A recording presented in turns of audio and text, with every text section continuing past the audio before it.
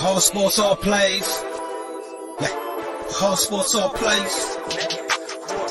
All sports, all plays. 365, we making a plays. You talking the game, get you through the days. We're high in the court, the dime in the lane. Variety, topics, living the same. All presentation, sports information. Hitting the airways, taking the nation. All sport, all plays, like working your faces. Grace at the field, so tie the laces.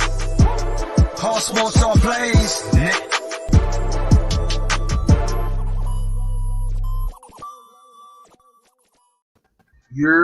What is going on? It is your boy Pride, and we have a great show for you guys today. Finally, Bishop decided to make his long-awaited return. He went into hiding. Oklahoma, OU loses one time, and then you can't find the man for a while. It's crazy.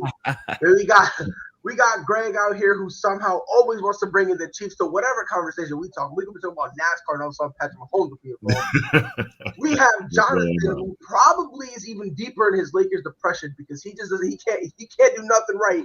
Because every time he criticizes his team, Fredward gets mad. By the way, I want to limit how many times you say his name because then he'll show up. And then obviously the man whose dream is to grow up and be a part of the greatest organization in the history of the NBA, the Portland Trailblazers, is that man, Coach Jonathan. How's everyone doing today? What's going on? I'm doing good. Man. Yeah, Portland better than the Lakers right now. So at least Jonathan can admit that. At least Jonathan, you're a great dude, man. I don't care what nobody say. I don't care what Fred say. Appreciate you, man. Lakers Nation's been coming after me for the last month or so now, so I'm used to it. Let's go, man. I'm happy to be back, bro. Bro. Feel how you feel, bro. As long as say what you say and mean it. So yesterday we had nothing but dog shit on our screens. The game started with the Bears and Lions, which I'm on record saying I am going for the Lions until they get their win. Then after that, I don't care what happens to them. The Bears ended up winning 16-14 in what was a horribly coached game. I'm talking about I could have done better. It got to the point where like the Bears at the end literally just killed the clock. And it was literally able to kick a field goal from like, what was it? It was like within well inside the 20. It was like bad close. Yeah, it was stupid close. Right. Bishop, did you see the game at all? I didn't. So unfortunately, like I said, I was on my way back from Florida. As y'all saw yesterday, I was still in Florida, so I didn't get an opportunity to see that game. The only game I caught was the Dallas Cowboy game because I wanted to make sure the Cowboys lost, of course. But I did not get to see this. I did not get to see this game. I do know that I do know that it has been said that it was some horrible coaching in this game. It has been stated that it was some horrible coaching, but I've also heard some bad officiating, things of that nature. I see Andy Dalton do for 317 yards, 1 touchdown, was 24 for 39. He did throw an interception. I don't know. This game was expected. Like I said, I don't know if y'all heard me yesterday because, like I said, my internet was kind of bad. But like I said, this game could have went either way. This was definitely the toilet bowl, one of the toilet bowls, because I mean, come on, 0-10 Lions versus the 4-6, or the 0-9 Lions versus the 0-9-1 Lions. Let me give them that one tie that they did get. Let me give them that 0-9-1 versus the 4-6, or the 3-6, 3-7 Chicago Bears. I mean, come on, man, it was a horrible. I mean, you could have threw it up and anybody could have won this game. And that's exactly what it looked like actually turned out. I mean, come on, 16-14 in 4 quarters. That's all you scored was 14 and 16 points. I mean, this was expected. I'm not surprised about who won in regards to Chicago. Like I said, it could have been anyway. My question to y'all is Jared Goff any good? No, absolutely not. He was here in LA with the Rams. I've seen him play, and he's not a great quarterback at all. He can't read the field. That's one of the big issues. But he was 21 for 25, 171 yards and 2 touchdowns. Thank you. Nice, the Bears ain't even that good. Though. The Bears ain't really some games that he good. Show up, other games he disappears into the darkness, and you don't hear from him for like another 2 weeks. Then he comes back and has a great performance, and then he goes back to hibernation. I just don't know about I'm gonna tell you this. I'm gonna say one thing about this. I'm gonna tell you this. Like, I talked to a Rams fan on my channel. I interviewed a Rams fan, and he said Jared Goff is not good. He cannot read the field. He can't. But when you have weapons and you still can't get it done with Robert Woods, Cooper Kupp, that should tell you a lot about the quarterback situation. And it's not that good. When you have those weapons, you have a good running back in Todd Gurley, and you cannot get it done, that should tell you all you need to know. And you can win with them. That should tell you all you need to know. Right. And the Bears weren't even a tough draw. The No, Bears they were not even a tough draw. Yeah, this I get it. Let me ask y'all a question. Hold on. Let me ask Jared y'all Goff isn't good. Let me ask y'all a legitimate question. Let's take Jared Goff out of Detroit. Name me one quarterback you put in Detroit that could fix that shit show. I'll wait. Oh wait, Matthew Stafford could do it because he's been doing it. He been doing it for years over there. Injuries kind of hampered. He's been doing it for years over there. He was doing it, but coach, he was doing it at one point until Megatron left. And after Megatron left, he got better. After Megatron left, he got better. Matthew Stafford got even way better after that. Matthew Stafford got better once he joined the Rams. He could not elevate his team in any way, shape, or form. He has elevated the Rams though. He had elevated himself in the round. I mean, like without question, Matthew Stafford is definitely better than Jared Goff. Absolutely. Of course he is. But my thing is, to say Jared Goff is horrible is absurd. If you want to, and that's why I asked the question, Pride. That's why I asked. What it is. He's terrible. He'll tell you. I look at him. I just think it's the wrong system for him. I think it's the wrong. He's a nice guy. He's a nice guy. I'm like Pride. I think he's in the wrong system. I don't think Jared Goff is. I put him in the same category I put Baker Mayfield in. They cannot carry your franchise long. Baker Mayfield is better. Baker Mayfield's in a different situation too. I feel like Baker Mayfield is better too, but I don't think Jared Goff is garbage, man. I don't feel like I don't either. I think he's in a bad system. That's what I think so. And again, I do believe he's a system quarterback. I think he's a solid quarterback. He was doing pretty well when he was in LA. Well, it's quite telling that it's bad coaching. But this is my thing, Pride, and this is for Coach Dante and Jonathan and Greg and all of y'all. Now, I do agree. He should have been he wasn't that bad in LA, to be honest. He wasn't. He had good weapons. Should he have been better than what he was playing? Yes. However, he wasn't that bad. He wasn't. Y'all cannot act like Jared Goff was doo-doo out in LA. He wasn't doo-doo out in LA. I mean, because he had Todd Gurley. He had Todd Gurley to take pressure off his arm. So when you had that, you're gonna take pressure off. That alleviates a lot of pressure. If Jared was that good, he'll still be in LA, right? He'll still be that. If he's exactly. that good, he'll still be the guy right now. I don't feel like that, Coach. I don't feel like that, Coach. Just like I say, he's not a great fit for Detroit right now. I think he just wasn't the fit in LA. I feel like he wasn't the fit in LA, so they didn't have no faith. They didn't have any type of faith in him. So that pretty shows the type of quarterback that he is. That's the reason why they swapped him. But Coach, just because I trade him doesn't mean he's trash. I don't think Jared Goff just like Sam Darnold. I don't think either one of them guys are good, man. I just don't think they're good. He's not an elite quarterback. He's not an elite quarterback. I think he's just a below average category. A below average quarterback. I think he falls in the category. I think he falls in the category of a quarterback that's a game manager. What's wrong with that though? No. Isn't that what he doesn't necessarily make him bad, but I just think he's an average quarterback. He's not valued as an elite quarterback. We've never stated that he was elite. No argument. No one said he's elite. That's not even the case. Y'all calling him garbage. Y'all saying he's garbage though. Y'all pretty much putting him in the trash can. Well, and I'm saying he's not. The numbers though, he's not that. One of the worst quarterbacks in the league. Let's look at those numbers. I just don't buy him. I'm out. I don't. He looked horrible his rookie year. Okay. Expected. Since then, he threw for over 3,500 yards every single year. Okay. 2 years he threw for over 4,000 yards. Okay. One year he threw for over 3,000 yards. They went 13-3. That's not garbage stats. Right. Every single year he's gotten at least 20 touchdowns. The only time I'm talking about outside of his year. I mean, he was horrible. Is he better than Jameis Winston? Is he better than Jameis Winston? Is No, it he better better than than He's Jameis better than Winston? Jameis Winston. And No, I don't know. I can't answer that. I I don't can't answer know. that because they both I don't average. They both average. They both I average. don't He's know. a flawed Are y'all quarterback. serious He's a right flawed now? quarterback. Bishop, He Are y'all let me ask you a serious question. right Hold now? on, let me ask you a question. He Let me misses ask his you a question. intended targets. He He's does. not all that. He's not a spectacular quarterback that Oh, people, And that's God. and then we're not saying you know, We make not him to giving be. him But that. If Todd Gurley was, if Todd Gurley wasn't running the ball, can you really trust Jared Goff to make No. the right No. decision? If Todd Gurley No. wasn't Yeah. running the ball, Because Todd Gurley and wasn't Matthew security. Stafford was able to do it without no running game. Matthew Stafford was able to do anything without no running game. He But never had no running You're game. making a mistake right now, Coach. You're making No, a I'm not. mistake. Yes, you No, are. because the what you're play doing- action you're that no, yes. the Rams like to you're utilize thinking a that lot we're saying made him a Goff better is player. better than Matthew Stafford. That's not the argument at all. Now, I'm not saying that, and I'm pretty sure Bishop ain't saying that either, right, Bishop? You're not saying No. that either, but we're not saying that. No, All we're saying is Jared Goff is a solid quarterback. he's That's not it. doo-doo. A game manager, that's what he is. If you put him in the right system, he will thrive.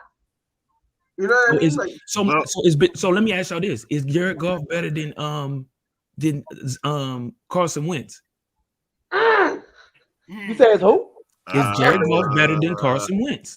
I don't know. Well, No, I he don't has think so. stayed I don't healthy. think so. I don't think so. I don't think Carson he's Wentz better. a little No. bit better. He has stayed Carson Wentz is healthier just a than little bit Carson better. Wentz. Nope. hey, What listen, is hey, Jared yo, Bish, Goff Bish, better Bish, than I Carson didn't Wentz? know No, I caught him. no, Bish, I no, caught him. no. I caught him. No. Look, I Uh-uh. love Carson Wentz. I am a Uh-uh. Carson Wentz fanboy. When the Eagles were doing him low-key dirty, I was one of the people saying, Wentz, get out of there. You need to get out of there. You need to find a new home. And you need to you need to basically start from scratch. This year, he's playing more like a game manager than he ever has in his entire career. So to sit there and say That's why that, Carson Wentz, how dare you? When he literally right now this year has been playing like a game manager, and y'all slaughtering Jared Goff because he's a game manager. Carson Wentz almost had an I'm gonna be MVP like, season if he didn't get hurt. Carson Wentz almost had an MVP season if he didn't get hurt. Didn't Jared Goff If he get didn't get hurt, he would have been He didn't MVP. go down with that He would have been MVP. And he would have been a ACL Super Bowl injury, champion. ACL And he would have been a Super Bowl injury, yeah. champion. Jared Goff would have Basically. He almost had a that MVP injury season. set him back. Yes. Jared And he Goff. didn't have no running game. He didn't even have no running game with the Eagles. He didn't have no running game Who at all. didn't? Oh, Carson Wentz, he didn't have no running game. They didn't utilize the run. They didn't utilize the run like that. They didn't utilize the run like that. They didn't utilize the run like that. Not that year. Not that year. Yes, we Not did. that year. They didn't utilize the run like that. Yes, we That did. man had 40 touchdowns. That man had 40 touchdowns within 10 games. They didn't utilize the run like that. No, bro. They didn't use the backs like that. We had a running game.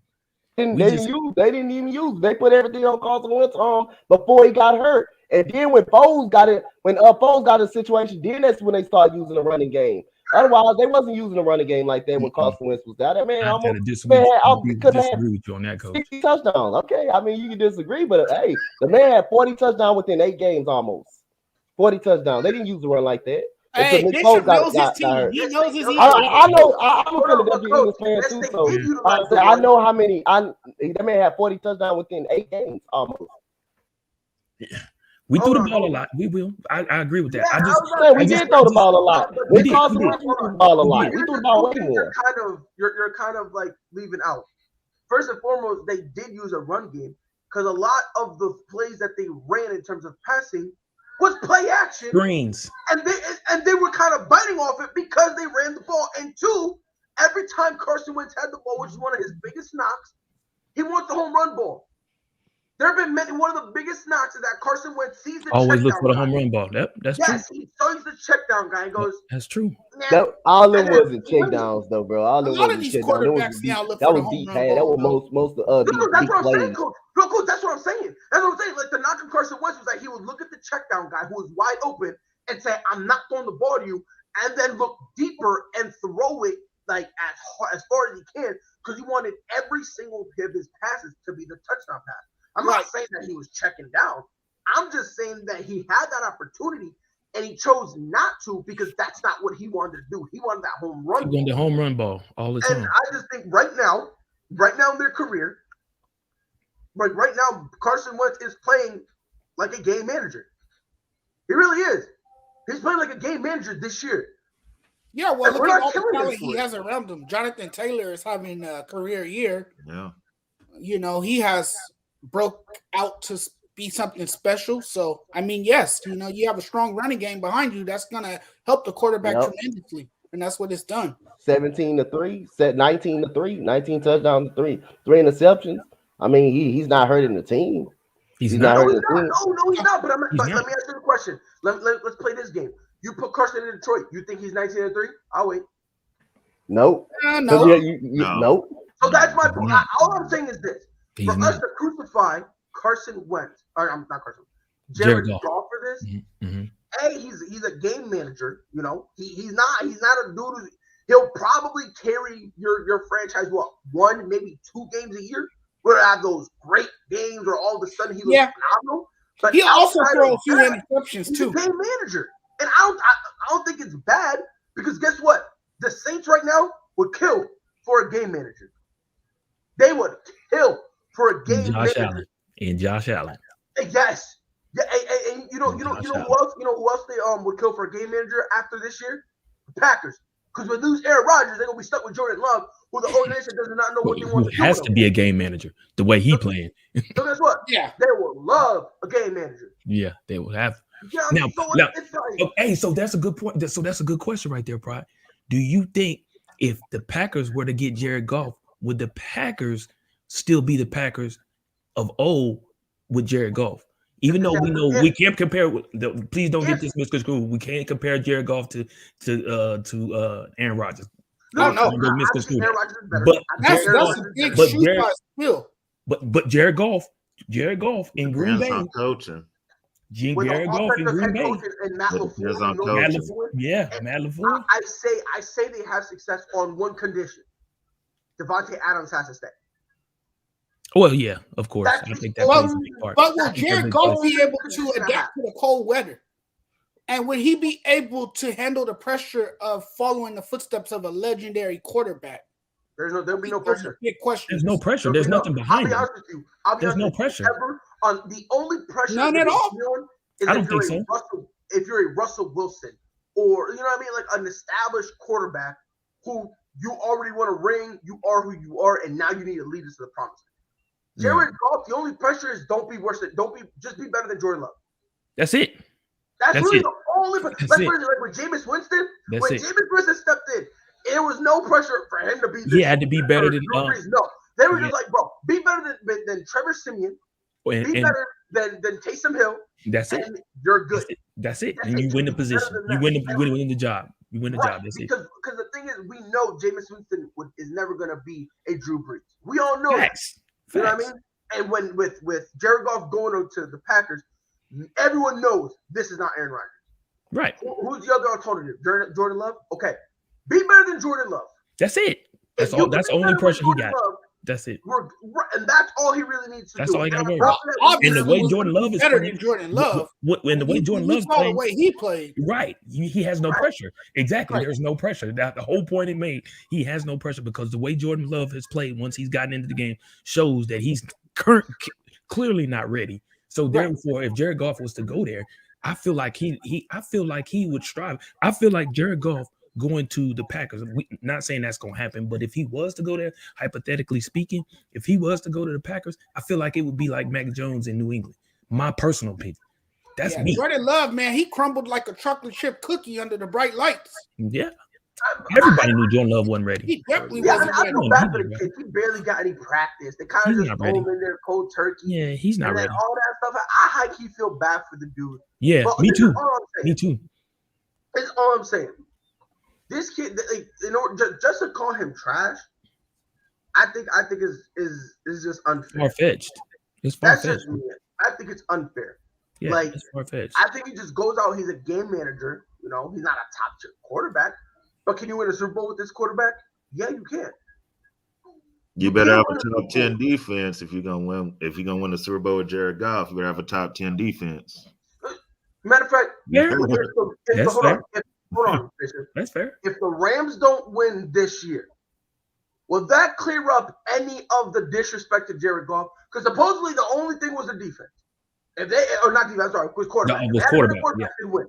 Right. If they don't win it this year, isn't that a knock on Sean McVay and the entire Rams? Oh, it's a huge disappointment if they don't win. win it. It's a huge disappointment Yeah. if they don't win.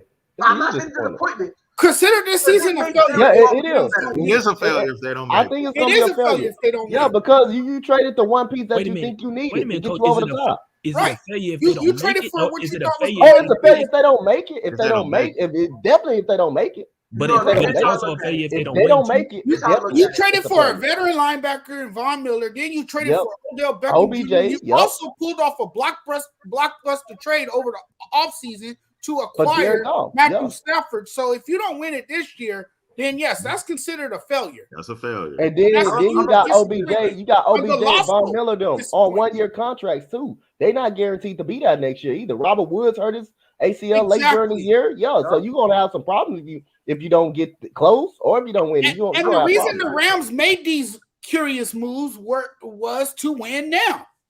Their intent is to win this season and to have the Super Bowl played at their home stadium in Inglewood. Bishop, I'm gonna put it to you this way. If they don't win the Super Bowl this year, I'm gonna have a whole episode. An entire episode. And I'm gonna call it Jared Goff Appreciation Day.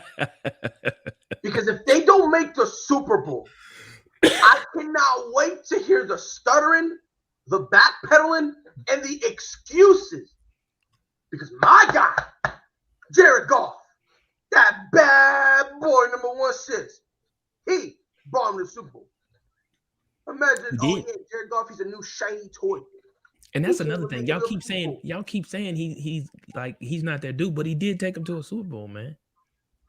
With the help That of was Todd because of Sean McVay and Todd Courtesy of Gurley. Todd That's a part of it. Let me ask you a question. Hold on. Let me ask you a question. It wasn't because of him. Yes, It has to be because It wasn't Todd because McVay is throwing the ball. You guys throwing the ball. You guys Todd McVay ain't also catching the ball. discrediting the defense that they had. They had They had a real The good defense is not putting up defense. points. They got exactly. They got The the defense same can they But stop the points. defense They came not up with putting some up major points. stops and helped get them That's to the the same Super Bowl defense. along with You a strong still running gotta game. put points on the Todd Gurley. board, Jonathan. You They got still the gotta same put points on the defense. board. You Yes, still You got to still put gotta points put on the points on board. the But board. exactly. you had a strong running game with Todd Gurley, and Oh Todd my Gurley, I'm God. telling Still you, gotta his put points on So the presence board. hold on. Let me ask you a question. Hold on. Yo, Bishop. really made a difference for the Rams. Bishop, I'm looking What's at up? a dude who had 28 touchdowns, 32 touchdowns, 22 touchdowns, 20 touchdowns, solid touchdowns. You know what I mean? I'm Todd looking at a Gurley was dude- the bright spot for the Rams. Really? He was. Let me ask you a question. Hold There's on. no In way. the Super Bowl There's game, no in the way. Super Bowl Yeah, game, he scored Bro, three. in the there's Super no way Bowl, you can say that. in the Super Bowl game, when they took away Todd Gurley, what was Jared Goff able to do in the Super He Bowl? sucked. Exactly. When they took him He away, sucked. they He took was him away. he had a Yeah. couple games when we got Todd Gurley. There were a couple games where he went off, and that goes. No, to I'm in the Super Bowl game when everything mattered. Where did? Go ahead, my bad. Go ahead. No, but that's my point. There's 1 or 2 games a year where Jared Goff will take over, and he's good for that. Then outside of that, you could say he's a game manager. Yeah, but I need a Of course. consistent effort. But to give him no credit, no Really, credit Jonathan? whatsoever. Really, Jonathan? Name one quarterback is consistent throughout the entire season. One. Thank you. And I'll Thank wait. you. Thank you. Wait, I'll wait. Thank Even the GOAT, I'm even the talking GOAT, about even the quarterbacks GOAT, like even the Tom GOAT is Brady. inconsistent. Tom Even the Brady, GOAT I is love Tom inconsistent. Brady. That's my guy. Even the That's my GOAT is guy, Tom inconsistent. Brady. Did you see Come how on, he was bro. in the first quarter against the Come Washington on, bro. football team? Come Stop on, bro. playing, man. Even the GOAT is inconsistent. Come on, bro. son. That's Yeah, not you gotta have his- Hey, if he was inconsistent, if he was inconsistent, they wouldn't get to the Super Bowl that many times. Then if he was that inconsistent, Exactly. like you don't be inconsistent and get to the Super Bowl that many he's times. You saying- don't get Jonathan said, inconsistent. he wanted consistency. Exactly. You can't put Jared Goff on the same level Yes, with Tom Brady. Tom and Brady Aaron been Rodgers. You just consistent can't. every single season. They don't make They're in the a Super Bowl different if stratosphere. you're They're in a different inconsistent. stratosphere. Because no, He Jonathan, had- this is listen, there's a mistake difference you're between making. You're saying that he's too inconsistent. That's what you're saying. You're saying that he's too inconsistent. And Bishop's point is, hold on, just any small inconsistency, you can't then blow that up to a mass size. You can't, because Right. everyone at one point is gonna have a bad game. As great as Inconsistencies. Josh Allen is, guess what? Fair Guess what? enough. He had a bad game. You can make argument too. Like who else you want to go? Russell Just Wilson. Just like Tom Brady 2 weeks ago, he had a bad game. He threw 2 interceptions in the first quarter. He had a bad game. He was inconsistent. It happens. And that's We're human. Right. And that's my point. I'm gonna tell you this right now. Because you guys are basically saying, oh, he's garbage. Put Trevor Siemian on that team. Are they making the Super Bowl? Who? No. Which team? The year the Rams made the Super Bowl, and take out Jared Goff, you put in Gardner Minshew. You put in Trevor Siemian. Hold on. Josh Rosen. No. Those are guys who are trash. Those are guys who are trash. I see what you doing. You're using those guys to say that they're trash quarterbacks. No. I see. Because y'all trying to make it seem like Jared Goff is trash. He contributed to taking them to the Super Bowl. It was a team collective. Yes, I will say that. Facts. But to sit here and act like he was riding all the way to the back of the bus, just going like this and not even singing no show tunes, you're bugging out of your mind. Ain't no way dude go for over 4,000 yards and he gets not trash, bro. The stats right there let you know he's not trash. If you don't have a 3,000, 4,000, there's no way you can be trash. And we have the same conversation about Jameis Winston. You know what I mean? When he was like being all gun happy, I think he's the only dude to have, what was it, 30-30? 30, yeah, 30-30. In the season. Yeah, 30-30. Everyone was like, yo, he's not trash. He just needs to, do a lot of interceptions. Yeah. Yeah. So it's like, don't sit here and tell me, Naomi, okay, here's your bottle. Oh my goodness. Don't sit here and tell me, she made me spill it on my like she's out here rushing, like slapping my arm like to hurry up. And she made me spill it on my pants. But my thing is with Jared Goff, trash is dudes who get drafted and then become backups for the rest of their career. That's really it. Really it. And by the way, someone said the difference between Goff and those quarterbacks you mentioned, Goff doesn't make you feel like he can bounce back. Brady can bounce back. Cousins can bounce back. Right. And that's what makes them the top level guys. Right? That's what makes them the top level guys. Now, the thing is, no one's saying he's a top level guy. No. That's the problem here. Yeah. We're saying he's a game manager. He's a solid game manager. He's a second-tier quarterback at best. Yeah, second. If you want to say second, and that's fine. That's fine. I'll take that. I'll take that. He's a Joe Flacco, if that makes sense. Second-tier quarterbacks aren't winning Super Bowls now. Joe Flacco was a second-tier quarterback. And he had a hot stretch. Remember, he had a hot stretch that season. Ben Roethlisberger, when he won his first Super Bowl, you could consider him a second-tier quarterback. Facts. But how many of those second-tier quarterbacks have won Super Bowls the past 20 years? Well, let's put it like this. Let's put it like this. Not a lot. Hold on. Let's put it like this. We know Tom Brady got half them. First of all, let's put it like that. We know Tom Brady got half of those. Let's be honest. He got half of those. That's a broken question. Yeah, that's half of it right there. Once Tom Brady gets out the league, then we can say, okay, let's ask. That's why I hate that question. Yeah, because come on, man. Tom got all of it. He got a good handful of those. All I'm saying is this, because you guys want to say it was Todd Gurley and it was everyone else except Jared Goff. All I'm saying, and unfair. Again, that's unfair. If you take him out, you put in Gardner Minshew, Trevor Siemian, Josh Rosen. If you put any of those guys in there, are they making the Super Bowl? It's a simple yes or a simple no. Nope. No. They're not making the Super Bowl. No. And so that's my point. Those guys are trash. That is trash. When Gardner Minshew actually plays, he's very good. He can be very good. He hasn't had no opportunity. That's why he probably haven't had opportunities. But when he actually plays, he had 37 touchdowns, only 11 interceptions when he played. So he was actually pretty decent. He was actually good. He was actually good. Let me ask you. You put Gardner Minshew in LA, they make a Super Bowl? I don't think so. But like I say, he was actually pretty decent. He was actually good when he did play. He just don't have opportunities. He had opportunities and he was so great, so phenomenal. But he was good. When he got his opportunity, he was good. He was good. Have the best team around him. He was still good. They were so phenomenal they traded him to go get Trevor Lawrence. Yeah, but it's hard to say that, Pride, because he didn't have enough talent around him. Who didn't? Wait, hold on. So hold Gardner on, Minshew. Bishop. Talking about In Jacksonville? So you're telling In Jacksonville. me, hold on, Bishop, take this road. Bishop, take this ride with me. So you're saying, how can we possibly blame too much on Gardner Minshew because he didn't have that talent? He didn't have enough talent around him, right? I mean, it's not fair to really expect so much of him when there's not that much talent around, right? That's what. So let me ask you a question: why are we slandering Jared Goff? Because what talent does he have around him? Checkmate. None in Detroit. Outside of Swift and maybe Hawkinson. Swift, I give you Swift. Swift got hurt yesterday. And that's what made all the difference in that game, too. Once he went down, they didn't have the same momentum. We are slaughtering Jared Goff. There it is. Slaughtering him. And look what he got to work with. He doesn't. Me, fresh after my accident, I don't know if I told you, I had a car accident in December. Broke my back. Almost had surgery. Scariest thing I've ever had in my life, bro. Swear to God. Me, fresh out of my accident, my son, who could barely walk, and my daughter, who gets distracted if you just say the word butterfly, will go out there and will do a better performance than what they did.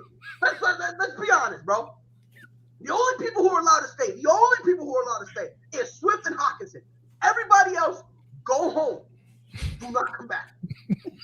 And we'll be undermanned, bro. We'll have my fiance on her period, who more likely to kill me, her own teammate, than anybody else on the team. We'll have her on the team, and we will still do better than Detroit.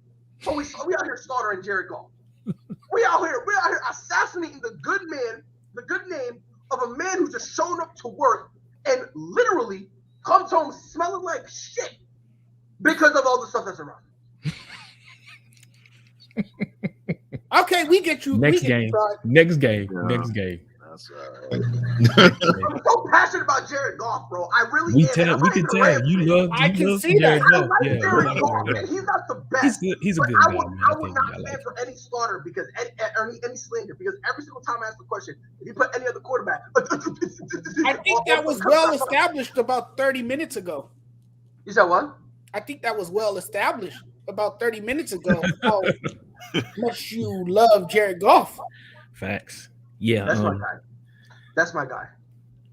To the game I watched, and honestly, I didn't really care about this game. I laughed. Oh my God, the Raiders in Dallas. I've never in my life have heard so much crying over flags. It was a flag.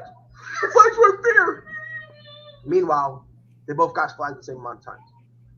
Imagine not telling your defense to stop grabbing a dude's jersey consistently. You're literally pulling back, like the Dallas quarterback are pulling back the wide receivers, literally. And then when the flag gets thrown, really is like how? And it's like, bro, are you that stupid? Like, come on, son. Bro, what are you doing? Get it together, bro. Bro, it took 28 penalties. 28. Each team has combined 14 penalties apiece. Dallas was caught for 166 yards of penalties. That's the ridiculous. most. That was a franchise record. Almost 200 yards in penalties alone. That's not playing very disciplined football at all. They have no discipline whatsoever. That's horrible. That's horrible. But of course, my thing about the Cowboys, and I've been saying this, and I've been saying this from day one. Everybody, a lot of people was riding high because Dallas was winning at one point. They was 6-1, so forth and so on. Dallas is exactly who I thought they were. Dallas only beat up on team.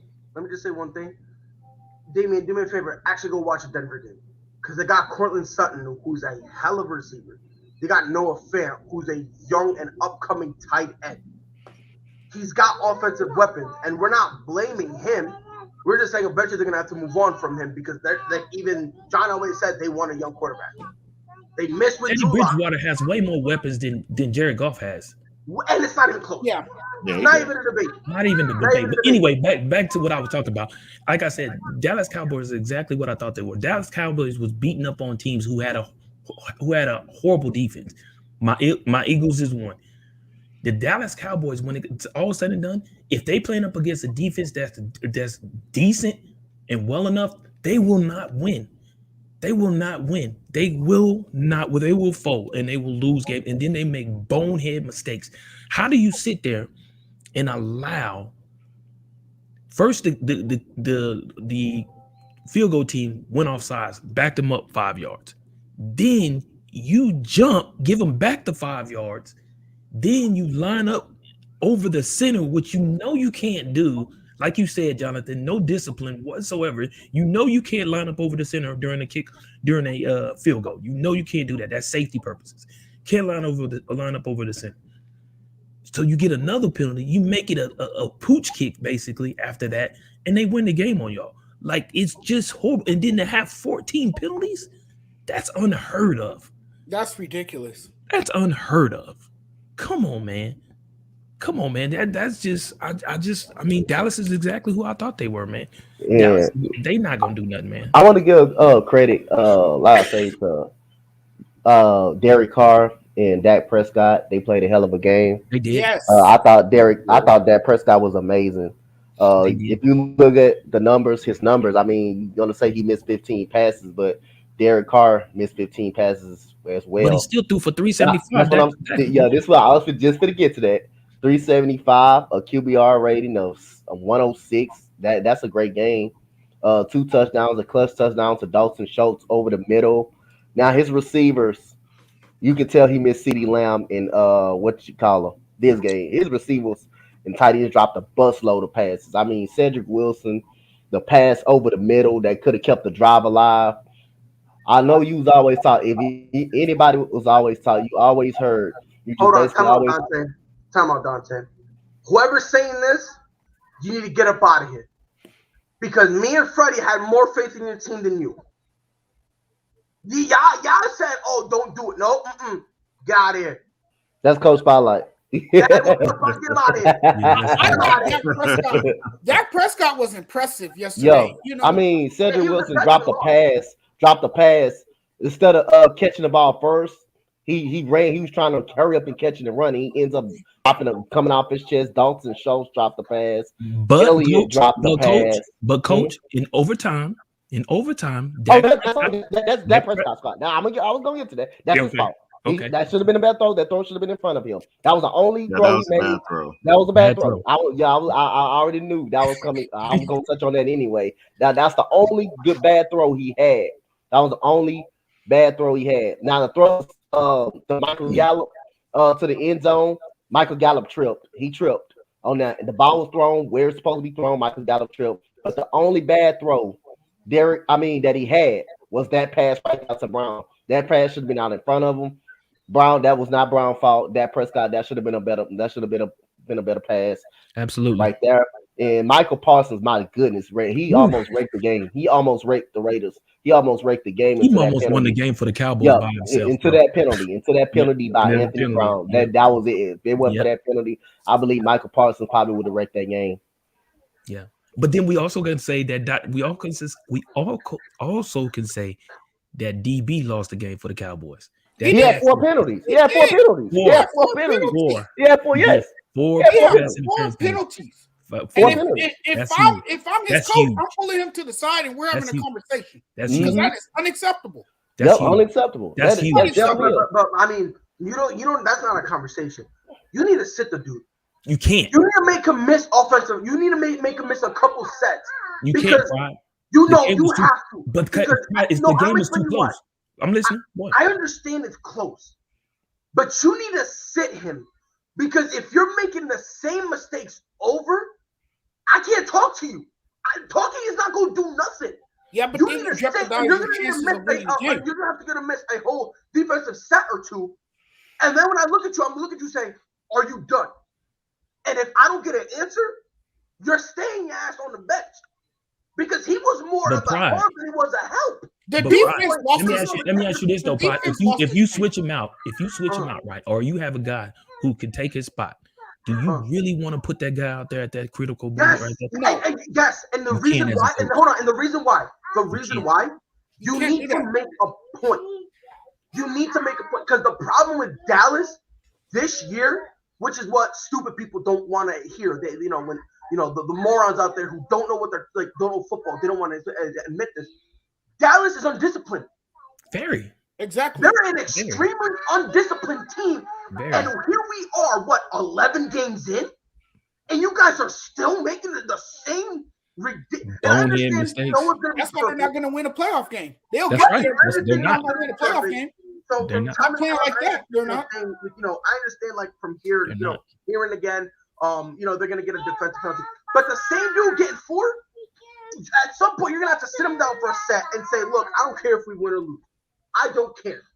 I gotta make a point. Because this sloppy gameplay that we all doing is not gonna work. It's not. They think they're gonna make some noise in the playoffs. The only noise they're gonna make is them moving their luggage and getting. And all of them, if Dallas Cowboys fans want to complain, yesterday they were obvious holding calls. They were obvious. Clearly, they were obvious. Yo, there was one where he got grabbed and it's grabbing him the whole play. The ball gets thrown, he's still holding. They throw the flag and he's like, I'm like, Finn, if you're telling me in my face that you didn't think I was holding when you're literally holding him the whole time, you can see the jersey, you're an idiot. I was seeing downturns. Even on that pass interference play, when he didn't, when you always talk to look for the ball, find the ball. Yes. You look at the start of that play, he was grabbing him at the start of the play. Beginning. At the beginning of the play, he was already holding them. Then he was panicked. Plus, he panicked because he couldn't see the ball. He got beat. Then he had his arm cuffed upon him. It made it seem like he started doing this at the end. Made it seem like he wasn't doing. He was holding them from the beginning of the play. Soon the play thought he was holding them. He was already holding them. You know, guys, we've talked about how the Cowboys boast great defense, but the defense they cost them yesterday. Yeah, the defense is great. The defense not that great, man. If I was Micah Parsons, penalties on the day for a total of 166 yards, that is unacceptable. If I was Michael Parsons, I would be so upset, bro. Because Michael Parsons, because he played a hell of a game. He was balling out. Man, he almost wrecked the game. Oh yeah, He almost wrecked the game. He was single-handedly dominating for that defense. He was on that defense. He was. Everyone deserves blame, and everyone deserves to run suicide. The only person who doesn't deserve it is Michael Parsons. And matter of fact, if I'm on that team to be a dickhead, guess what I'm doing? Hey, yo, Michael, here's a seat, here's a table. What do you want to eat? Oh, you haven't had breakfast yet? We got the gourmet chef. Let us know what you want. We'll cook it up. And by the way, guys, y'all ain't gonna stop running until he finishes eating, finishes drinking, and it passes through his system. Keep playing with me. And whenever something, bro. And I feel bad for the kid because he handled his business. He single-handedly kept that defense in the game, and it was. Didn't he break a record last night?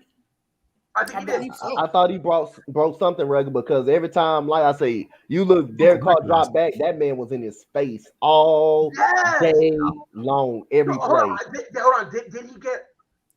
You know what? Michael Parsons was like 1 away from getting like the record for sacks by a sacks. I think it was sacks for a rookie. I think it was sacks for a rookie. Yeah. Right, and when things go wrong for the Cowboys, we need to stop placing blame on Dak Prescott because he's doing. That's what I'm saying. Yes, that's what they always. That's what people always do. Here's the thing: he was stupendous. He made throws down the field. He placed them perfectly in his receiver's arms. It was their fault that they couldn't make the plays because they can't catch them. They got butterfingers. I don't know what's going on, but there were a couple like his tight end. He had his tight end, and it was a good ball. I don't know. I guess he didn't want it. I guess they're not reliable. They're dropping everything, and it's not. Okay, so he set the Cowboys rookie record. Record. That's it. I thought it was. Yeah, he did. He said it. Yep. Yeah, I thought so. I mean, Cedric Wilson. He threw Cedric Wilson a dime. He did. And Cedric Wilson dropped him. It hit him right in the chest, and he dropped. That's where. But like you said, that's where he was missing CD. And what? Yeah, that them. And Amari Cooper right there. That's why. Yeah, he's missing his receivers for sure. And it showed in yesterday's game. Amari Cooper and CeeDee Lamb. I wonder how different this game would have been had CeeDee Lamb.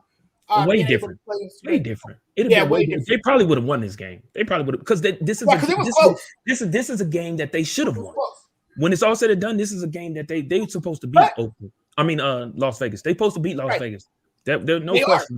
They're supposed to beat them. So if you have Amari Cooper and CeeDee Lamb in the lineup, I feel like they'd have won this game without question. But Derek Carr was on a mission for his team yesterday. He was. He put that team on his back. He put that team on his back. He made some perfect throws downfield. Derek Carr. People sleep on Derek Carr. I don't know why. I don't know why they try to. Hey, he got beat up. I got to give it to Derek Carr. That's his brother. But Yeah, Derek Carr is the truth, bro. I gotta Bro, give it to him, he man. got hit 7 times. That dude got beat up. That dude got beat up, bro. man. He That took a man beating, almost. but That he man threw hurt. for 370 Yeah, he almost hurt his neck. He was only 2 yards, 3 yards stuff. short, or 3 yards short from Dak. Yep. He played a good amazing. game. He and played look, good. and here's the thing about Derek Carr. Why he slept on? I know why he slept on. I'll be honest with you. Because it's his brother. No. That's one of the reasons. That's one of the reasons. You want to know why I legitimately believe he gets slept on? The Raiders have been trying to trade Derek Carr for literally the year before they got Derek Carr. They've been trying to trade him. I don't know what it is with him. They drafted him and he immediately was like, yeah, let's see what we give him. And he's gotten better. They doubled down on the trading. They keep saying, oh, we want him. Then John Gruden came. When John Gruden came, this is why I'm saying he's an idiot, and this is why I say I genuinely believe he's extremely overrated, and everyone, they just want. Bro, I'm not a John Gruden fan. I think he's an average coach with a big mouth, and the big mouth is kind of what lures his mystique. That's why I genuinely believe. And he out here wanted to pretend to be a GM, and what did he do? He traded to go get Marcus Mariota, a guy that he loved. Who scored last night? Who scored? Who got in the end zone last night? Congratulations. Yeah, he did get in the end zone last night. He traded for him. The reason he traded for him, Mike's like, hey, just pop it in to see if Nagy's gone. No? Okay, sad face. But they traded for Marcus Mariota because they wanted to get rid of Derek Carr, and when they got Mariota, they thought, yeah, Derek Carr's not out the door. Then all of a sudden, John Gruden is like, yeah, I don't know why no one respects him. It's about time he gets his respect. I'm like, don't you think he would have gotten respect if you, your mother, your uncle, your father, your cousin's best friend's neighbor's uncle who trims the hedges for the dog, whose owner owns a boutique, whose best customer is a lady who works at a tech firm? Don't you think if everyone wasn't trying to trade this dude, don't you think he would have gotten his respect by now? I think that's the biggest reason. I think the biggest reason is just the fact that if you're always trying to get rid of a dude, why should anybody care? Why should anybody respect him, so to speak? Right. You know what I mean? Right. Yeah, it makes people think he's a less value quarterback. I can see that. But the Raiders, man, they looked good yesterday, and they held it together after they lost Darren Waller, their best player, arguably. Yeah, the Cowboys, they are cowboying right now. They're doing what they normally do. That cowboying, that's the new word. It was, look, Dak played good, but we all know Cowboys November is not Cowboys month. We all know that. Yeah, right, exactly. And Mike McCarthy cannot coach. I think we finally figured that out now. Mike McCarthy can't coach, but he's a yes man, so that's why he's there. Yeah, that's why. Yeah, and that's why. Hey, and you know what? Greg, I'm glad you said that. What's his name? Will love him. Greg. Yes. I'm glad you said you brought up Mike McCarthy. Now these two could have made these two plays that I looked at in the game could have made a big ass difference. Okay. You tell me why Oakland gets the ball back. Mm-hmm. Derek Carr throws a laser down the middle to Darren Waller. He clearly caught it, and he clearly made a football move. Mm-hmm. You forced the fumble. Number 27, Kurtz, made a great play to stop him from going out of bounds, and it hits number 18, KZ.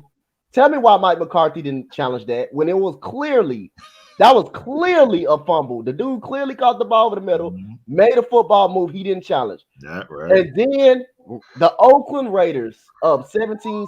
They got all the momentum in the world. You kick a 59-yard field goal. No, knowing he's gonna miss. Knowing he's gonna miss. That No. wasn't a good move at all. Greg Zuerlein, listen to the Greg Zuerlein. I'll be honest. I was confused. Don't get it twisted. I was confused. When he kicked it, he actually had the power. He must have done it in practice enough for Mike McCarthy to give him a chance. Because he had the power. He was just slightly off to the point that he doinked it. But he had the power. I mean, he had the power. It doesn't mean that was a good call, though. Yeah, it doesn't mean that was not a good call. I think it was. He didn't say no. I don't think it was. A good call is not based on the end result. That's not what it is. That you can't do that. Because a lot of times, guess what? Because if he'd have made it, Pride, it would have been a good call. Right? No. I mean, that's what everybody would have said. Everybody would have said it seemed like a good call. That would have made it seem like a good call if he'd have made it, but that wasn't a good call. When the Raiders was having momentum, and you kick a 59-yard field goal, the same field goal that he missed against Tampa Bay, and it cost him in week 1. That same kick. Yep. That's terrible play calling. That's a terrible call right there. I wouldn't have made that. These dudes about made me defend Dallas. Jason Garrett would have punted the ball, and guess what? Everyone would have killed him because, you need to be aggressive. You need to get momentum back, even if it's just 3 points. Mike McCarthy does it. He had to be passing. You see? Mike McCarthy can't ever win. And listen, if in practice he was doing those kicks, he must have done something for Mike McCarthy to think that. Right. He must be hitting those in practice. I guarantee you, kind of like what the Chiefs did for Harrison Butker. Every time I say his name, it was a practice. I think it was like a 60-yarder. Greg, you might have seen this clip where he said, "Bro, if you make it, we all get to go home early." Yeah, I saw that. And I'm gonna tell you this right now: Greg Zerline probably has a top 5 leg in terms of kicker. I mean, I believe Justin Tucker's got the best leg in the league, but in terms of power, Zerline is in there. He's in that conversation. He's, you know what I mean? Like, so with all that combined, I understand. Like, and yeah, like I said, Zerline has the biggest leg in the league. The kick wasn't a bad idea. The play call leading up to it was bad. If you want to say that, sure. That's fair. Here's my thing: in basketball, right? In basketball, what was the down? What was the down prior to Dante? What was it? 4th and what? It was 4th and a million. Okay. I didn't see that part. I and the defense was for Dallas was actually okay because the job before that, the reason why they only scored because Mike McCarthy didn't even challenge the fumble. Dallas would have been up. At least 14 to 10-0 if he challenged it. But even if he challenged it, I don't think he would have gotten it. I think he would. Who was I think it was Gene Steratore that they had, and he was like, "Yes, he didn't he didn't take 3 steps, so it wasn't." You know what I mean? It was some explanation that he had given where he was like, "If you basically go to the replay booth, they're all gonna say it was an incomplete pass." And it was something about like the way he was holding it. But we also got to keep this in mind when it comes to those challenge flags and stuff like that. They have people in the booth who relay it down to the coaches and say, "Hey, no, don't pull that flag. Don't pull that flag because they're not going to get it." The same thing. Yeah, they got people that tell them that. So. Originally, I know. I mean, like I understand about that, but for my eyes and everybody's eyes, that was clearly a fumble right there. Yeah, I understand. And I understand that, but more than that, the guys up in the booth, they could replay it. They could see it over and over, and they could look deeper before they go and say it. So I think they saw something and was like, "Mike, don't do it. Don't throw it." Yeah. Either A, they were like, "Yeah, it's an incomplete pass," or B, they didn't see enough proof for them to overturn it because that's how the officials do it. If there's not enough proof to overturn it, if it's way too close, we keep the call as is. It stays. But not only that, you got to keep in mind, and I know you know this, Coach, and all y'all probably know the same thing. At this point, when it's a game that close, you got to save them challenge flags. Yes. You never know when you may need that joke. Wasn't it the first quarter? Yeah, it was. I think it was first quarter. Oh yeah, so you got to save them. You got to save them. Yeah, you got to save them. Honest, like, yeah, you probably want to do it before. Oh, we know they probably like, yeah, we thought it was a fumble, but we gonna need this later down the road. Might need it later. You know what I mean? And again, like, it is what it is. I'm gonna say this. I don't think that the kick was a bad idea. I don't think so. I don't know. I didn't see the kick. I don't know. I was on the plane at the time, so I can't say about that. It was a 59-yarder. He had the power. He literally, when he kicked it, it hooked right. What was the score at the time? It was 17-6, I believe. I think so. The Raiders were up 17-6. So it would have been 17-9 if they'd have made it? Yeah. It would have been 17-9 if they would have made it, but the ball also put them in good position. Las Vegas. That's the risk you have to take because here's the thing. I think I'd have punted that. I would have punted. Yeah, I definitely would have punted it. I would have punted because the thing is, you guys are saying it based on the result. Right. When I make a decision, like if you tell me it failed, okay, cool. But was it still a good idea? There are plenty of good ideas out there that fail. It doesn't mean it's the wrong decision.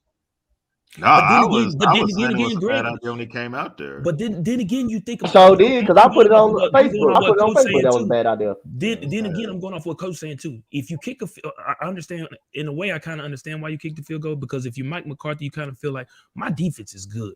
I feel like my defense is good enough. Even if we do miss it, I feel like my defense can stop them enough to stop them from scoring any points. So because I feel like they weren't getting the penalty flags like that yet. Like at the time, they weren't penalty heavy yet. Yeah, right. Exactly. So you thinking even if we miss, they might have good field position, but as good as our defense is playing and well as our defense can play, I feel like we'll take this chance. You know what I'm saying? Everything is about a chance. You know what I'm saying? We know the game is about inches. So it's a chance in which you take, and you just hope that it works out for the best for you. Yep. And at the end of the day, like I said, they did what they did, but at the end of the day, Dallas did Dallas, and that's kind of what their story. Yeah, like Greg said, Cowboys. I don't want to hear nothing, and I want to hear something. I don't want to hear nothing about the injuries. I don't want to hear no excuses like that. What injury? For the Cowboys with Amari being out. They still should have won. But I don't want to hear any of that. You want to know why? They shoot themselves in the foot. They make too many mistakes. Exactly. Yep. Every year. They still had a shot. They still had a shot to win. For them to come back, especially this time in the year, for them to come back in that game and tie it up, lets you know they could have won that game. Yes. it was winnable. That's what it comes down to. I'm not. If it was like a shootout. Okay, it was right in their hands. Right in their hands. Yeah, that's the only reason Dak Prescott got 15 incomplete passes, because most of the balls were right there in their hands. Yes. Most of the balls were literally right there in their hands, and they just let them go. They just dropped them. Drops. It happened. That goes back to saying that the Cowboys don't play smart football. They don't. Is that the coaching? That's coaching. When you get penalized four times by the same player, and then you're jumping off sides on special team, that's a coaching issue. That's a coaching issue. That is. Without question. That's a coaching issue. That's a question. Penalties and stuff like that. Penalties and stuff like that. Yeah, that's undisciplined, and that's a coaching issue. And it also falls on the defensive coordinator as well. Yes. Because all of this is happening mostly on defense. Yeah, that's the thing. Most of it is on defense, and those are drive killers. Those are drive killers. Right. And again, here's the thing. How many times was it like a 3rd and 10? I mean, it allowed the Raiders to get in good field position. What was possession time? Capitalized on all those mistakes. It was a lot. The Vegas had the ball for almost 40 minutes to Dallas 26. Yeah, and you that right there shows you. The penalties right there shows you. Yep. It was the penalty. Because that right there shows you. Good Lord, 40 minutes? Yeah, Bishop, it was bad. They would go in like 3rd and 10, 3rd and 7, and then they'll do a penalty. Then they'll go back to another 3rd and 6. That's crazy. Another penalty. Then they'll bring them up. Like there were possessions where these guys were going, like the Raiders were going backwards, and the penalties is what pushed them to get the first down. There were times they were running the ball 3 times in a row with Josh Jacobs, and he would get a good pickup, but in the end it would turn like 3rd and 5. Penalty, move them up, get them a first down. This is the same thing. Penalty, move them up, get them a first down. Hey, Pride, and y'all know what's crazy? That's crazy. Guess what? Michael Parsons get you a sack, the biggest sack of the game. But guess what? Biggest sack of the game. Guess what? And guess what after that? A 3rd and 18 penalty. That was on a 3rd and 18. Pass interference. Yep. He get a pass interference penalty. That's when Michael Parsons broke the record, the rookie record on that sack. That was a 3rd and 18. That was that sack. Yeah. The individual accolade is nice, but I'm sure they wanted to win more. But like you said earlier, Jonathan, though, Las Vegas needed it more. They did. They needed that win more than Dallas. They needed it more. And they definitely needed it more. They definitely needed it more. They played like it too. They played like it. And I said this yesterday. If they lose this game, they have a chance. but it's too hard of a road, and what they've been through, I don't know if they would be able to do it. And you know what? It was a collective effort. Oh, the Raiders. It was a collective effort. That's why I worked for them, because I was like, if I genuinely believe they'll be able to do it. I genuinely believe they were going to be able to do it. They handled their business. Now let's see if they can keep it up. And it was a collective effort from the Raiders. I mean, Deshaun Jackson scored his first 100. He had 100 yards with 3 receptions. With Vegas, right? And he caught a 56-yard pass from Carr to put the Raiders on the board early in the first quarter. I felt like that set the tone. And then you get Hunter Renfrow, who had 102 receiving yards, and I mean they just looked really, really good. They were good. They were better. They were better. They wanted it more than Dallas. They were better than Dallas receiving. Yeah. Everybody. I apologize. Deshaun Jackson had 102 receiving yards. Everybody on the Raiders was receiving core, made plays, and were productive. And also that also brings up another good point. Even Josh Jacobs was good. We're starting the defense for their penalty. And you know what else they did a horrible job at? Tackling. That Deshaun Jackson play should have never have happened. They don't know how to tackle. There have been plenty of the plays that should have stopped at like a 3-yard gain, but broke up for a first down. There was a lot of missed tackles. Not just the penalty, poor tackling.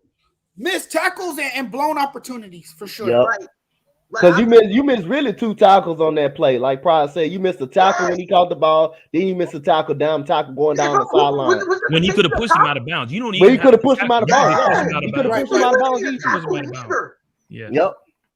He ain't big. Poor Sean ain't big. He's fast. They did everything. Dallas did everything. Poor tackling, poor angles. Number 27. Curse on Zay Jones. That was a poor ass angle. It's not poor. Horrible. Yeah, I mean, poor.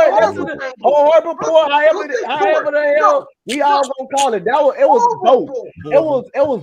It was both. Whatever you want to put. That was a terrible. That was just an awful, god awful angle by Curse, man, on Zay Jones on that screen. That was horrible. That was just horrible and terrible, man. It also looked like literally every single time they caught the ball, whoever was covering him would kind of go, all right, not my job anymore. He caught it. And almost the Cowboys back.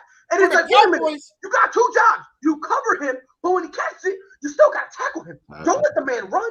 You still got to hunt him down. And it's almost like, nah, bro, I got a safety up top. Oh, wait, he's not there. Oh, let me go get him. Too late. And it's like, what are you doing? Like, Coach McCarthy, y'all let him do something. Y'all talking about the missed field goal. They missed the field goal. I got flashbacks. Because guess what Coach McCarthy doing? It's all right, guys. Coach I call flashbacks. I thought Jason Garrett got a job already. I got scared, man. I was like, wait a minute. Whoa, Coach Clapp. I was like, well, you gained weight? What's going on? Hey, you got a beard? What's going on? Rub my eyes. Oh, that's Mike McCarthy.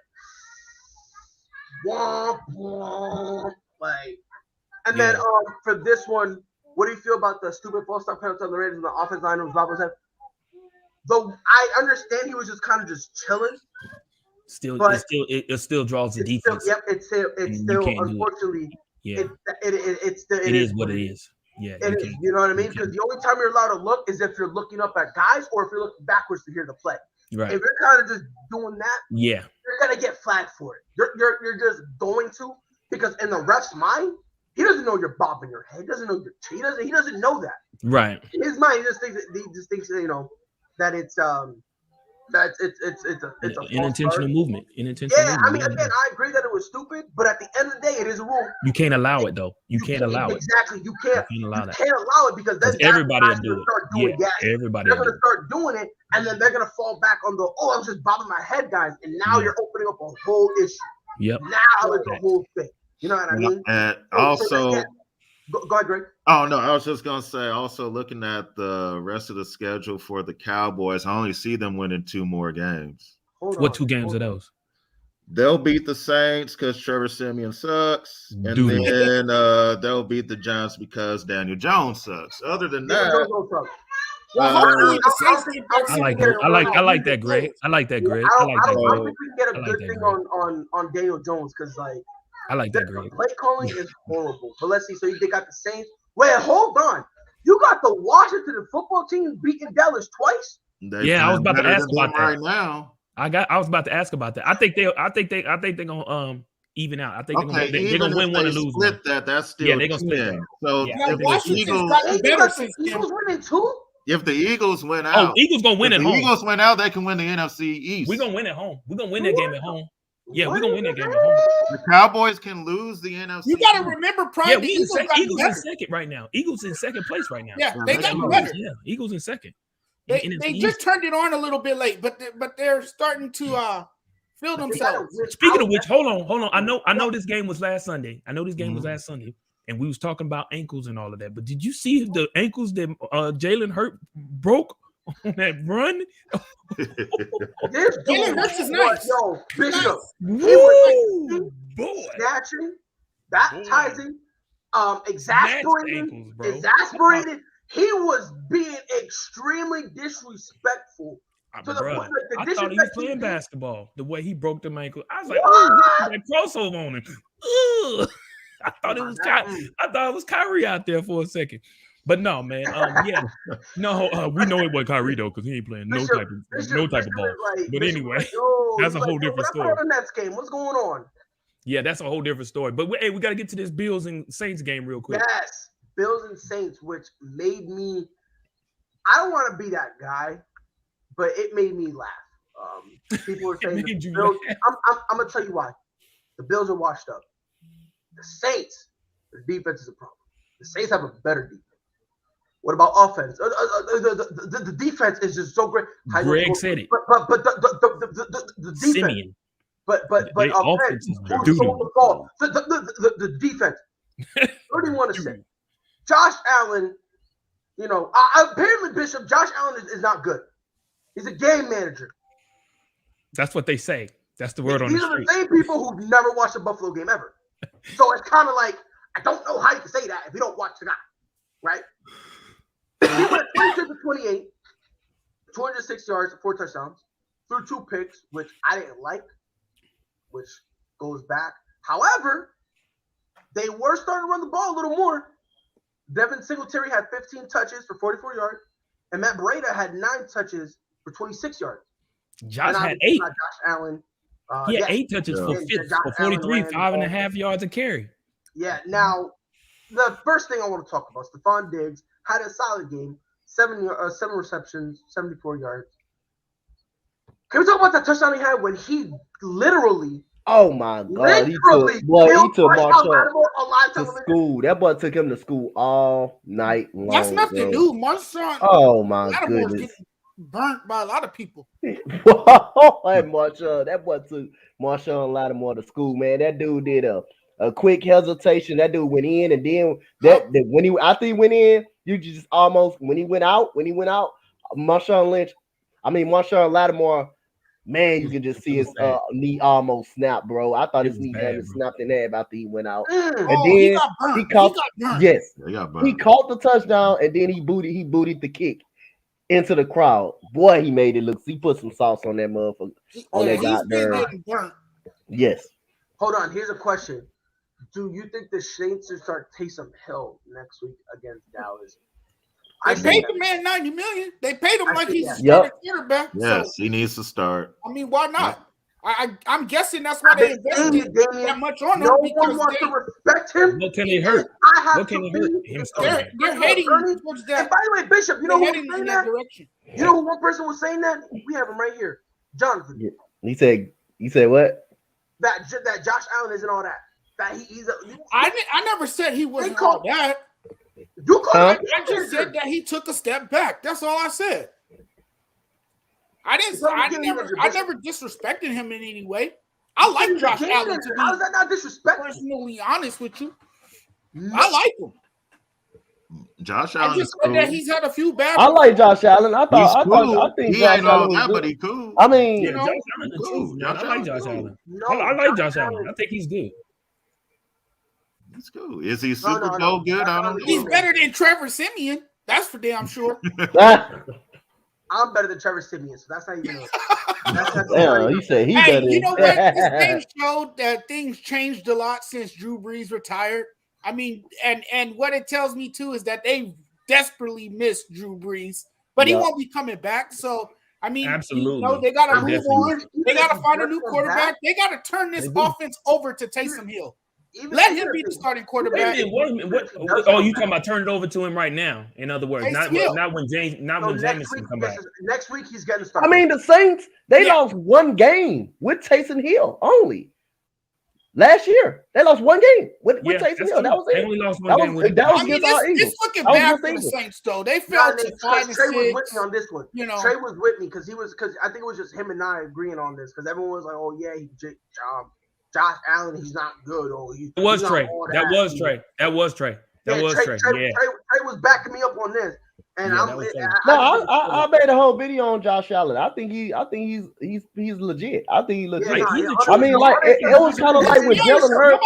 It's kind of like he remind me of Jalen Hurts. How we started this year. You remember we wasn't running the football at all, and then now we're running. We have that running game, and now you can start seeing Jalen Hurts' game come out a little bit more. Now that's what you seen last night in Josh Allen. Yeah, and he's starting to peak at the right time along with that Eagles offense and defense. Yep. Somebody said this, and this is what I saw. And Darius Slay, man. Somebody said that the reason Josh Allen isn't that guy is because he doesn't have that coming out moment. Oh, he talking about Freddie. Was it him that said it? I don't know who said it. Yeah, that was Freddie. That was Freddie. But what is a coming out moment? What does that mean? What is a defined moment? A defined moment. Which I think is stupid because every single year he's gotten better. And when I said that, nobody wanted to talk about it. Nobody wanted to talk about it anymore. When I said that, nobody wanted to have a conversation with me anymore. All of a sudden, I was public enemy number one. I don't know. But again, I'm not under the belief of you need a defining moment. I don't believe that. This is an NBA 2K. What was it? 15 when they let you do that? No, that's not what this is. That's not what this is. Are you getting better? He is. I mean, just looking at the pros that do he's getting better, but the Saints are getting worse. Hold on. What's the Bills' weakness? Offense or defense? If I gotta pick one, I'm gonna say offense. It is because their inability to run the ball. Yep. You need some time. And by the way, Bishop, that's another thing. Somebody here said, "Oh, if you need him to run the ball, that means he's not that guy." Yeah, I said that. If you need, listen. Like at some point, Bishop, don't agree with that. When Josh Allen win a game, can you be like, okay, Josh, run a game ain't do it. You got to do it now. And if he can't do that, then he's not that guy. Look, I know what Josh Allen is capable of doing in the regular season. I want to see what he can do in the playoffs. Yeah, because the AFC Championship didn't do nothing. He just went to the AFC Championship. He didn't do nothing in that game. He didn't do nothing in that game. I get that, and I give it to him. He did. But let's see if he could get this team to the Super Bowl. Oh, my God. Let's see if he can do it again. So now we're going to – and I said this yesterday, Bishop. We're going to try to judge – and that's no disrespect to him, we're going to sit here and try to judge Josh Allen on playoffs, on this year's playoffs, when they haven't even come yet. Let that sink in. And then you got to get this, man. You got to give Josh Allen some time, too, because that was only his second season, and many people don't make it to the AFC Championship. It was last year. That was his second season. Last year was basically his second season. Third season. And most quarterbacks don't get teams to the AFC Championships that much. Right. But that game before, when they beat Baltimore in that playoff game, it wasn't because of Josh Allen. Josh Allen sucked that game. Their defense won that game. Their defense won that game. Hold on. Talking about the game before. They do have the top-ranked defense. Talking about the game before. Talk to me about the game before. Because as much as I love that man, Thomas Edward Patrick Brady Jr., that is my GOAT, and I adore him. He is like none other. I will look you dead in your face and tell you he was not the reason that we won the Super Bowl when we played the Rams. Of course. So because of that one game, does that mean that he's garbage? Does that mean he's overrated? Tom Brady had already won games with the horrible defense. Right, let's talk about last night's game. Wow. Let's talk about last night's game. Like, nah. Oh, see the conversation. See, Bishop? Conversation all of a sudden didn't get no fun. All of a sudden, we're doing this wrong. The conversation is not fun no more. It's not fun no more. That's wild to me. That's wild to me. I will never understand it. I mean, give credit where credit's due, man. Josh Allen. No, but I like him. He did good. He's dog shit. Yeah, he's a good quarterback. Bro, no one ever said he wasn't good. No. I'm not saying Josh Allen is trash. No, I'm not saying y'all saying that. No. No one ever said that. I don't think anybody think he's trash. Is Josh Allen okay? Hold on. Is Josh Allen better than? I just said I see him drop off in production. Is Josh Allen better than Justin Herbert? Yes. Oh hell no. Yes. Yes, he is. Are you serious? Oh, are you serious right now, Greg? No, Greg, are you serious, Greg? Justin Herbert you don't think Josh Allen better than Justin Herbert? You said, do I think Josh Allen better than Justin Herbert? Yeah. Yes, he'll come to more. Yes. Thank you. Josh Allen is better. Josh Allen is better. Coach, hold on. Yeah. Let me ask y'all a question. The thing is with Justin Herbert, he caught on really fast. That's the thing with Justin Herbert. Josh Allen this year, has he not played like a top 5 quarterback? He has some inconsistencies. I'm talking about overall. Overall? You saying top 5? You said top 5? I don't know. No, I don't think he played like a top 5 quarterback. But guess what? I think Josh Allen is a very good quarterback. I think he's a great quarterback. So who's played I don't think he played top 5 though, huh? Who's your top 5 then, Coach D? Who my top 5 is? Okay. I got Aaron. I got Patrick Mahomes. I got Patrick Mahomes. Okay. I got Tom Brady. I got Aaron Rodgers. That's 3. Okay, now this I got Deshaun Watson. I got Deshaun Watson when he's healthy. He's proven. He ain't even playing. You said top 5. You talking about right now? This year? Yeah, right now. Okay. You said top 5. Okay. If Deshaun Watson was playing, he easily make my top 5. Oh yeah, no, I want you there. He's better than Josh Allen. I got him. He's better than Josh Allen. Absolutely. All right. So I got So I got to put another quarter. I got to put and that's where because Russell Wilson is not even good this year. He's not playing good this year. You have to go with Allen and Herbert. You have to go with Allen and Herbert right there. That's why I asked. That's why I asked that question. You have to go with Allen and Herbert after them first three. I thought y'all was just talking about top 5, literally, not this year. I thought y'all was top 5. No, after those first three. I like Deshaun Watson. I think he's without question. Deshaun Watson is an elite quarterback. He's a top 3 guy. Without question. He's not playing. So okay. Now you tell me he's not playing. I knew it now. Yeah, that's kind of why I don't. Hold on. So y'all put Josh Allen before Lamar? Huh? Yes. No. Yes. Stop that. No. Y'all put Josh. Hold on, Brian. Y'all put Josh Allen before Kyler Murray? Huh? No. Josh Allen before Kyler Murray? Yeah. That one's close. Like I say, the reason I'm gonna tell you this. To me, that was close. I'm gonna tell you this about Lamar Jackson. I'm gonna tell you this, and everybody can agree. I got Deshaun Watson over Lamar because Deshaun Watson is a better overall quarterback. Lamar, things will set him out. He's a better athlete. He's the better athlete. He's an athlete. He's not a consistent thrower. He's an athlete. He's an athlete. Football. Just like Damian Lillard is better than Westbrook. Basketball. He's a better basketball player. Yes. That's the thing that separates them. And I'm but what about Kyler Murray, Coach? You didn't say about Coach D. What about Kyler Murray? You put Kyler Murray.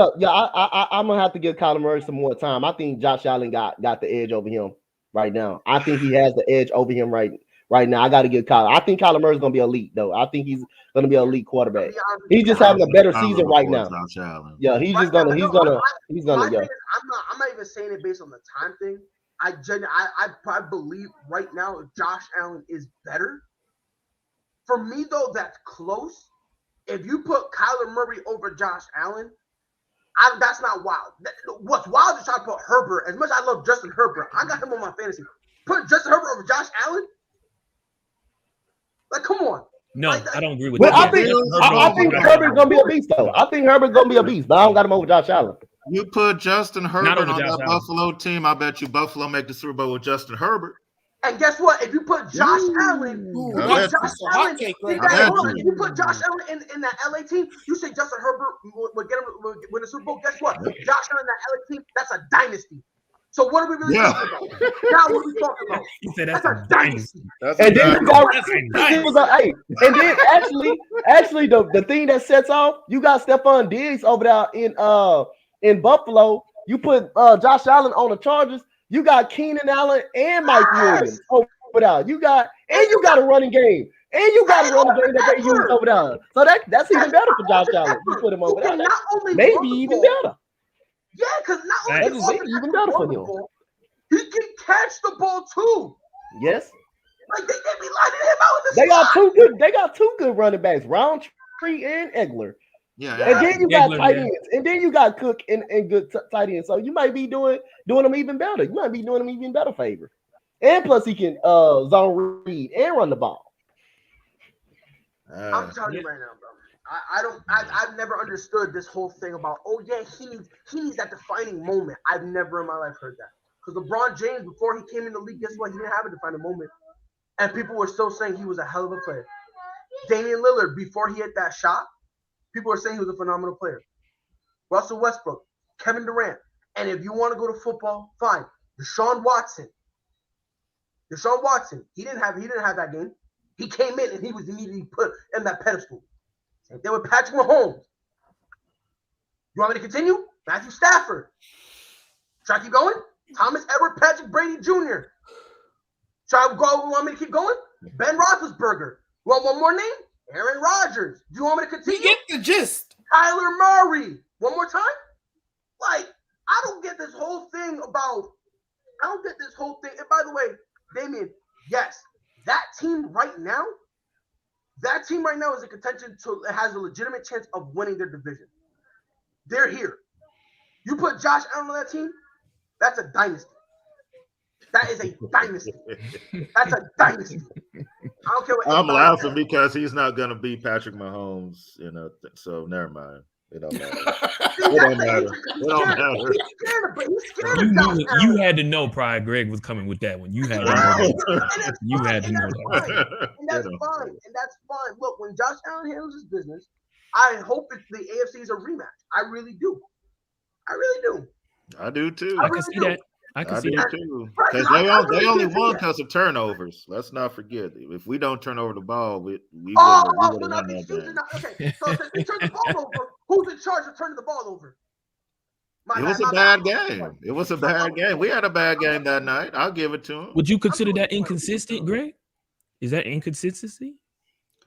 Yeah, you can be. That's not. Yeah, I'm going there, Pride. You know I'm going there, Pride. I'm going there, Pride. I'm going there because somebody said something like that earlier. I'm just saying.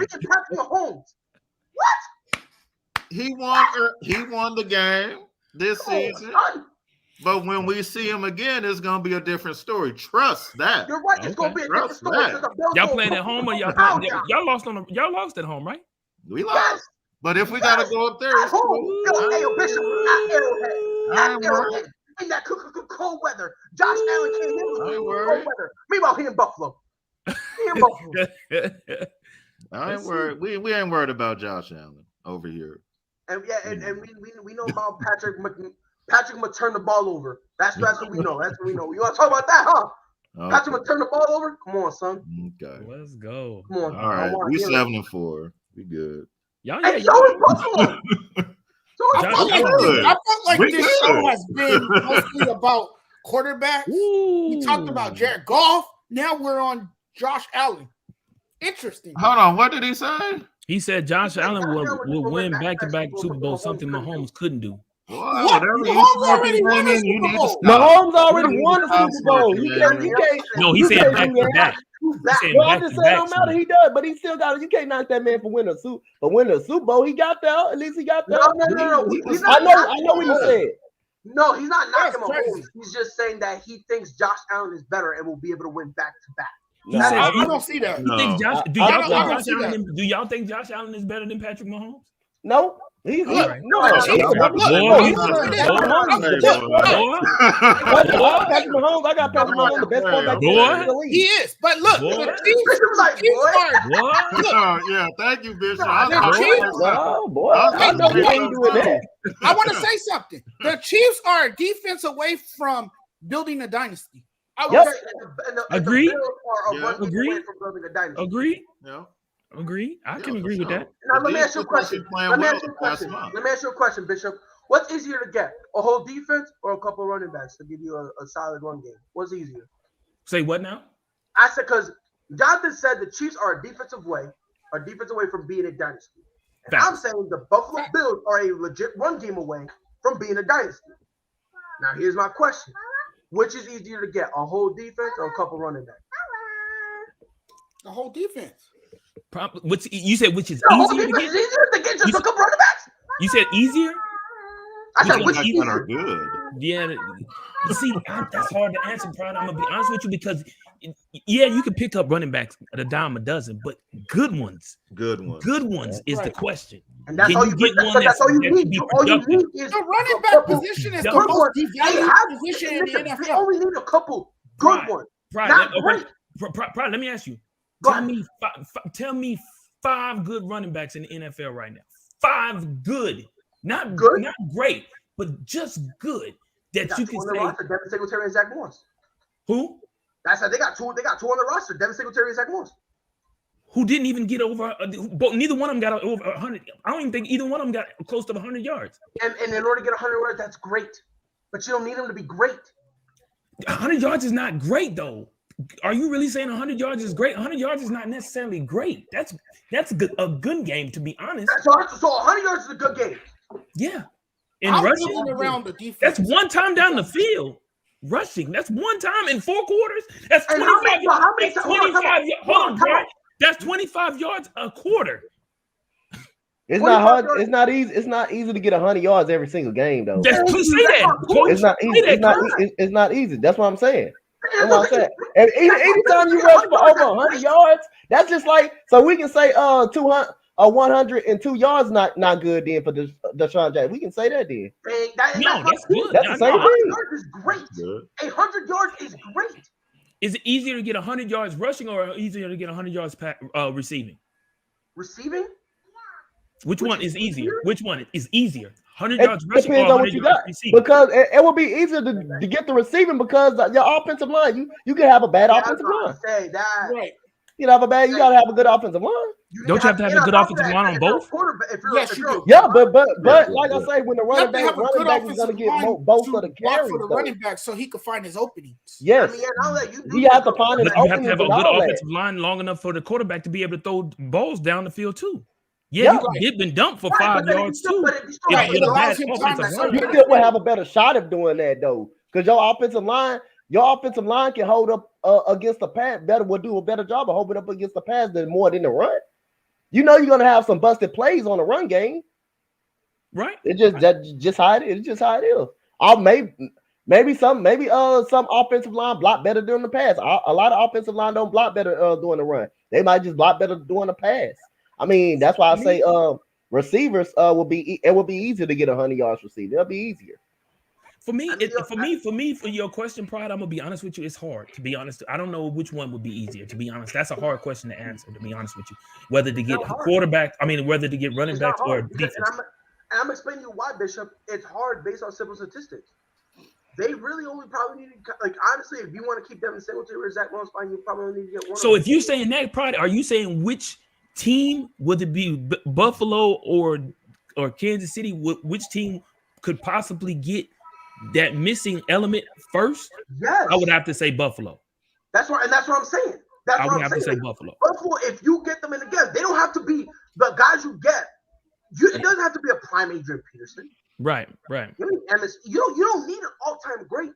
You need a couple guys can get you 12 to 15 carries, get you about 50 yards, something where when they run the ball, a role player. You need a role player to be able to get that. Yeah, I agree with that. That's what I'm saying. It's easier to get that rather than have to go, because when you go for the defense, they have a lot of holes they need to fill. Right. And on top of that, some of those holes, I see where you're going with that. You already got role players filling, and they be in a detriment. I see what you're saying, because when it comes to defense, there's more holes to fill compared to just trying to get a running game. Right. So just based on the numbers alone, it's easier. And now if you look at the talent involved, now it's even worse for the Chiefs. It's even worse. Facts. I agree with that. I can agree with that. I'm with you. Josh Allen is dog shit. 23 for 28, 260 yards, 4 touchdowns. Devin Singletary, he had a couple carries here and there. The Saints, Trevor Siemian, he balled out. Bro. Trevor Siemian, bro, 17 for 29, 163 yards. That dude is a legitimate baller. You put Jared Goff in this offense. Sheesh, amazing numbers. That's another place. Jared Goff. If you was to put Jared Goff over there with Sean Payton, ooh, and Alvin Kamara. Yeah, but see, that's the thing with the Saints, man. The list of injuries has become too detrimental for them to overcome. We saw that yesterday. The Saints couldn't run the ball without Alvin Kamara and Mark Ingram. They couldn't run the ball. Nope. Yeah, it's detrimental over there for the Saints. It's bad with these injuries. It is. And get this, guys. They hold a losing record for the first time since they started 1-2 in September of 2020. Right. I know. And then plus, your star receiver, he's going to be out of New Orleans next year. Michael Thomas, I don't think he's not going to be out. He's not going to last next year. I think he's Michael Thomas gone. He's not. He just gave up on New Orleans. I think he just gave up on that organization. I think that's going to really put them New Orleans Saints in a tough bind now that Alvin Kamara. Are you? That's the second bad comment today. Bro, if you don't get out of here with that nonsense, I think Damien is saying this stuff for attention. I think he's saying this stuff for attention because that's utterly insane. Wow. Sean Payton is not an overrated head coach. He has done a terrific job with that offense. And he's with one that of the Saints top 5 coaches in the NFL right now. The Saints just are in desperate need of a quarterback. Yes. That's all. Sean Payton has had Drew Brees his whole team. That's all it is. You take Sean Payton off his coaching staff. I'm telling you, man. And you saw the offensive ineptitude that the Saints displayed yesterday. And I mean, he fixed Jameis Winston, for God's sake. Yeah, he did. That part, coach. He fixed Jameis Winston, for God's sake. Come on, man. That part. Yep. Jameis Winston was having a great season before he got hurt. Come on, man. Until he got hurt. Come on, Dane, what you looking at out there? Bro. But this team is it's not a good look for them right now because they don't have a quarterback. They're a quarterback away from being that same elite team that we've seen. Yep. Yeah, they got the defense. They got the defense. Yeah, they just missing. But like I said, the offensive ineptitude was on display yesterday. Oh, by the way, yo, BL, you just missed it, bro. I was hype as hell, and then some of you guys were looking trying to make excuses. Hold on, what did Damon say about Sean Payton has one Super Bowl under his belt? What has he done? And there's a lot of other great coaches. Hold on, let me just say one thing. Let me just say one thing. Belt as well. Andy Reid got it. Exactly. That doesn't make him a bad coach. Yep. I want to say one thing real quick. So, Damon, I want you to list me Pete Carroll coaches that are better than Sean Payton. Okay. Pete Carroll should add too. Pete Carroll should add too. If it weren't for that bonus play I want you to put them all, and we'll put it out. Yeah. Also, if we're going based on Super Bowls, right now as we speak, Ben Roethlisberger is better than Patrick Mahomes. He's better than Aaron Rodgers. And if that's the route we're going, Matthew Stafford is on the same exact skill level as Trevor Lawrence. And we're just talking about just having only one Super Bowl. If that's the only thing we're talking about, you know how hard it is to win a Super Bowl? It's hard. Yep. It should be Tom Brady at one to the top 5. Ben Roethlisberger is still a top 5 quarterback. You know how many coaches are out there that don't have Super Bowls, who have winning records, and don't have a Super Bowl? Mike Tomlin. Mike Tomlin won 2 though. Yeah, he got 2. Marty Schottenheimer had a good regular season track record. He just couldn't get it done. Win the playoffs. Yep. But not Sean Payton. The difference is hold on, I'm gonna tell you the difference. Yeah, tell them the difference, Pride, because I think we told him the difference one time. Yeah, I don't believe Doc Rivers is overrated. I believe Doc Rivers is overrated. I believe he's an overrated head coach. And a lot of you do, but however, I don't think he's overrated. Yeah, I agree. I think Doc Rivers is overrated. I think Doc Rivers is very overrated. Right, but here's the difference. When they tell me he's overrated, they mention the 3-1 lead. They mention the fact that when things don't go his way, he pouts. They have proof. You're just saying, oh, Sean Payton won Super Bowl. That's it. He's trash. So explain to me his coaching style. Explain to me what he does coachingly. What adjustments does he not make for him to be overrated? Come on, it was his worst offensive performance it was the worst offensive performance by the Saints in Sean Payton coaching era. But I'll be honest with you because I saw the game. The worst. Just one bad performance. But here's the thing. I blame that mostly on the players. Now, obviously, Sean Payton is the head coach. He's got to wear some of the blame. Let's be honest. But there was a lot of players who I don't know if they were running the wrong route or if Trevor Siemian did not know the playbook. No, there was a lot of wounded players yesterday. There were you had two of the running backs out. You had Alvin Kamara and Mark Ingram. They both were out of this game. So insert them into the offense, and you might have had a better chance to keep this game close and possibly even win the game. Mm-hmm. So if we're putting Super Bowls, if we're doing this whole Super Bowl thing, it determines how great quarterback is. So you're telling me that Aaron Rodgers is on the same level as Joe Flacco? Apparently. No. We're going off that, I guess. No, because championship doesn't define. Championship doesn't define how great of a player you was or how great of a coach. Right there, Coach D. That's it right there, Coach D. What you just said. Here's my thing. I do believe that's it right there. But I will say this, and I thought I was in the minority when I said this. Championships are not the end all and be all. Facts. They're not. Yes. Facts. Because that Buffalo team that made what?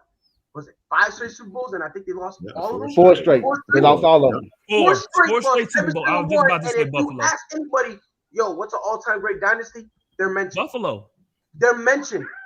They say yes. You have to. They just didn't win. They just couldn't punch the ticket. Yeah. They just couldn't punch So my thing is, you can't just 4 straight Super Bowls and lost all 4 times. Right, and you can't just look at solely, and again, that goes back to this. Do you know how hard it is to go back to the 4 straight Super Bowls? You know how difficult that is? That is a difficult feat. That's virtually almost impossible. I mean, hold on, but let's be honest. You know how hard it is to go back to 2? The Chiefs, I'm mistaken, went 2, and now the wheels are starting to You know how hard it is to get to 1? And that was only 2. It's even hard to get to 1. It's Let hard. alone get to 4. It's hard to get there. That's why Tom Brady is the GOAT. That's why Tom Brady is considered the GOAT. No question about it. He is the GOAT. Yeah, he is the GOAT. Because of what he's done, his accomplishments. Right, but that's why he is on that plateau because of what he's done and because of where he's yes, he has surpassed every other quarterback on that list in history. Even Joe Montana. They can say whatever they want. And I love that. I don't even look at his rings. I look at the fact that he leads all time in passing yards and passing touchdowns. You know what I mean? So if you want to take the rings off, I could bring that too. I could talk about his leadership intangible. I could talk about how Tom Brady can put a spark in everybody. I could talk about the fact that Tom Brady left New England, went to Tampa Bay, reinvented their offense, and now everyone has this great all for one and one for all mentality to the point where when Mike Evans wasn't getting the ball before when Jameis Winston was the quarterback, he was throwing temper tantrums. And he put that team on the map that nobody wanted to talk about. Because everyone's so focused on other guys. Tom Brady got there, and guess what? Mike Evans, he can go touchless. Because of Tom Brady now, there are scouts out there who are now not necessarily looking for prototypical quarterbacks. They're looking for Tom Brady's who don't look like the prototypical quarterback, who ain't all cut up, who ain't all big. This comment right here proves you're not listening. Because you say if championships don't define you, why have a championship and MVP title? It's the collective unit of all of them. That's the part you're missing. Me, bro. You losing. It's a collective unit. I'm saying a championship is not the See, this is the thing Damian do. Damian do this all the time. Speak this goddamn blasphemous. He do this all the time in every stream. He do this all the time. No one said championships are meaningless. I'm gonna put one thing. I'm gonna go a step further, like what Pride said, and then plus Tom Brady say, "Oh, Gronkowski come out of retirement to join Tom Brady. He come out of retirement." He said, "Go get me Antonio Brown." He told me, "Man, go get me Antonio Brown. Go get me Little Fournette." He's keeping all these egos in check. Let that sink in. The only drama we heard about AB when he got to Pittsburgh, when he got to the Buccaneers was what? But the whole stupid vaccination. Yep. Right. Fake vaccination card. We didn't hear anything about the helmet debacle. We didn't hear anything about him wanting to quit on the team. Word. And by the way, Damien, championships are not meaningless. Again, there's just a case of you not knowing what the word listening means. That's the whole purpose of the game, is to win championships. We get that's the whole purpose. It's a collective. When you look at a guy's resume, it doesn't say how many championships he made. No, it shows the completion percentage, all-time yards, all-time touchdowns. It shows that's the MVPs, all pros, Pro Bowl. That's what it shows. Hell, you got players in the Hall of Fame that's never won a championship. Warren Moon, Bruce Smith, Warren Moon. Hey, Warren Moon was great and didn't win a championship. He was awesome. Let's go. But again, the championships are not the end all and be all. It is a factor, but to sit here and pretend, if you have 0 rings, I'm just gonna put a name out there. Let's talk about one of the greatest running backs ever, Barry Sanders, who has not won one Super Bowl, but one of the greatest running backs to ever touch the turf. With a terrible offensive line. Because he retired 9 years in his career because the Lions wouldn't even trade him. That's the only reason. The line wouldn't even go back to another. And let's go back to another line. Let's go back to another line. He didn't have the protection up front. Let's go back to another line who made. Let's go back to another line who made the Hall of Fame. Megatron. Didn't win the Super Bowl because they didn't want to give him up. They didn't want to trade him. And he said they said to them two people, "You're not playing with nobody else if it ain't us. You're not playing with nobody else if it ain't us." That's what straight told him.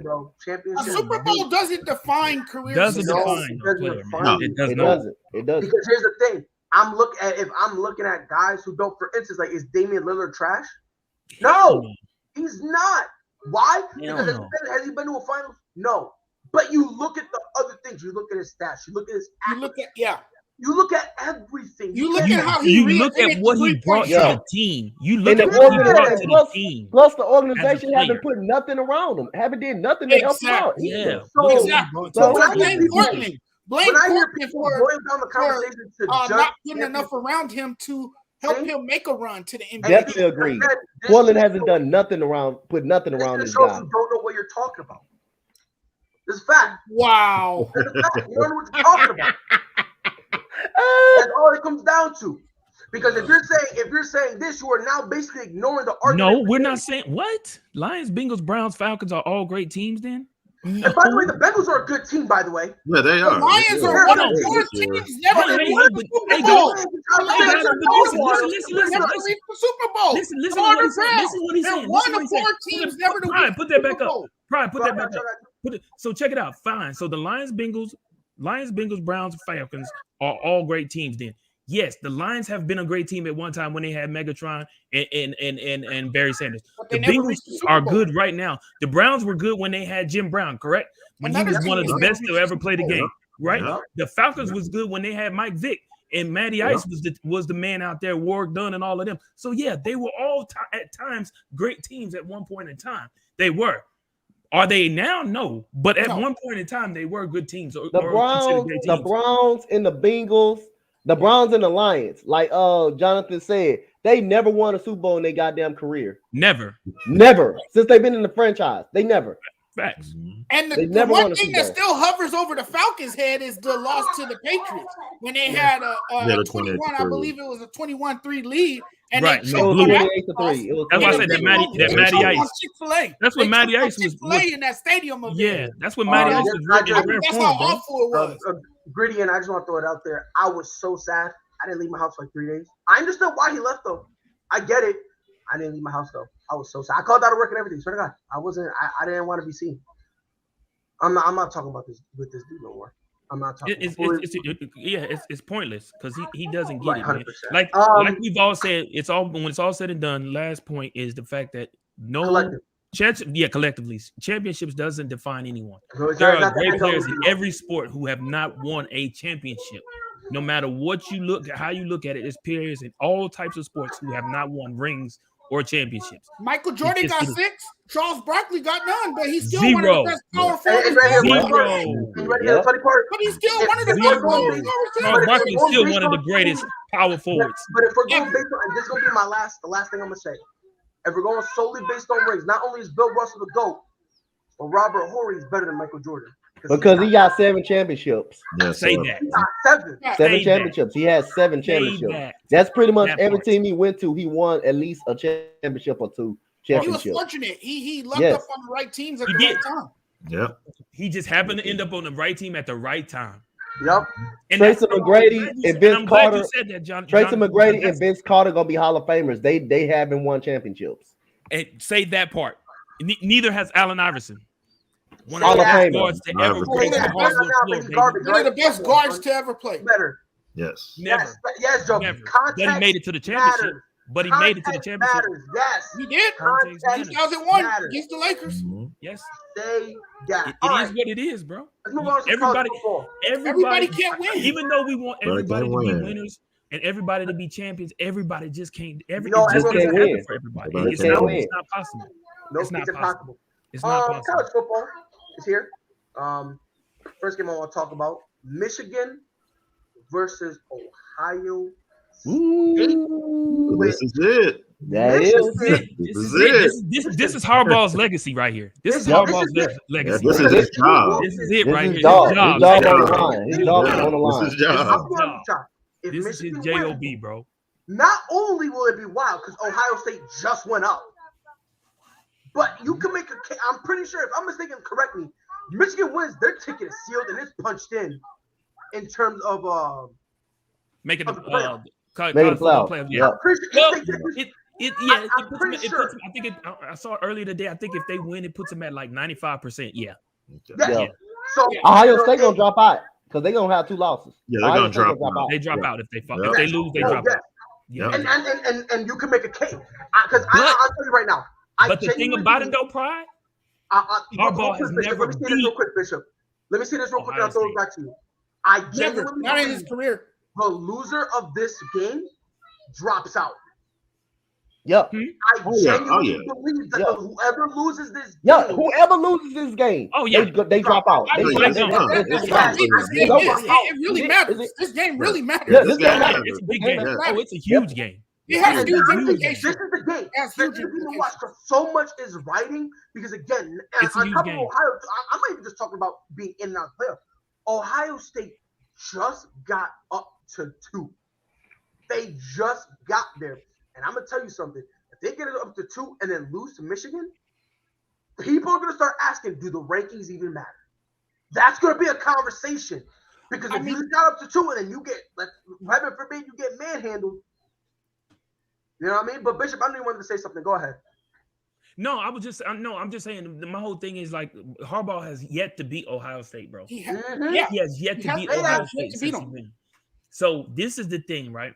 And I don't even know if Michigan has enough to beat Ohio State. Michigan has some of the best DBs in pass defense in the NCAA. However, it's something about them Ohio State Buckeyes who has that Michigan Wolverine number, man. It's They something don't have about the them. athletes or the offense to make it competitive. They don't have the athletes or the offense to make it. Michigan thing. just don't have the athletes on the offensive side of the ball. Exactly. I think Ohio They don't. State is better offensively. Michigan is better defensive wise. Right. Now offensively, I mean, that's the way. CJ Stroud and all of them, Ohio has State. always been Hold on, overpowered. quick High-powered. question. Ohio You guys State just said can that open up a nice Michigan lead has on the better Michigan. defense, right? Huh? So you said Michigan has the better defense, correct? No, Michigan had that's The probably better pass defense. The better Yeah, pocket better pass pass defense. defense. Hold on. Yeah, But how is it possible for you to know that? That's bizarre.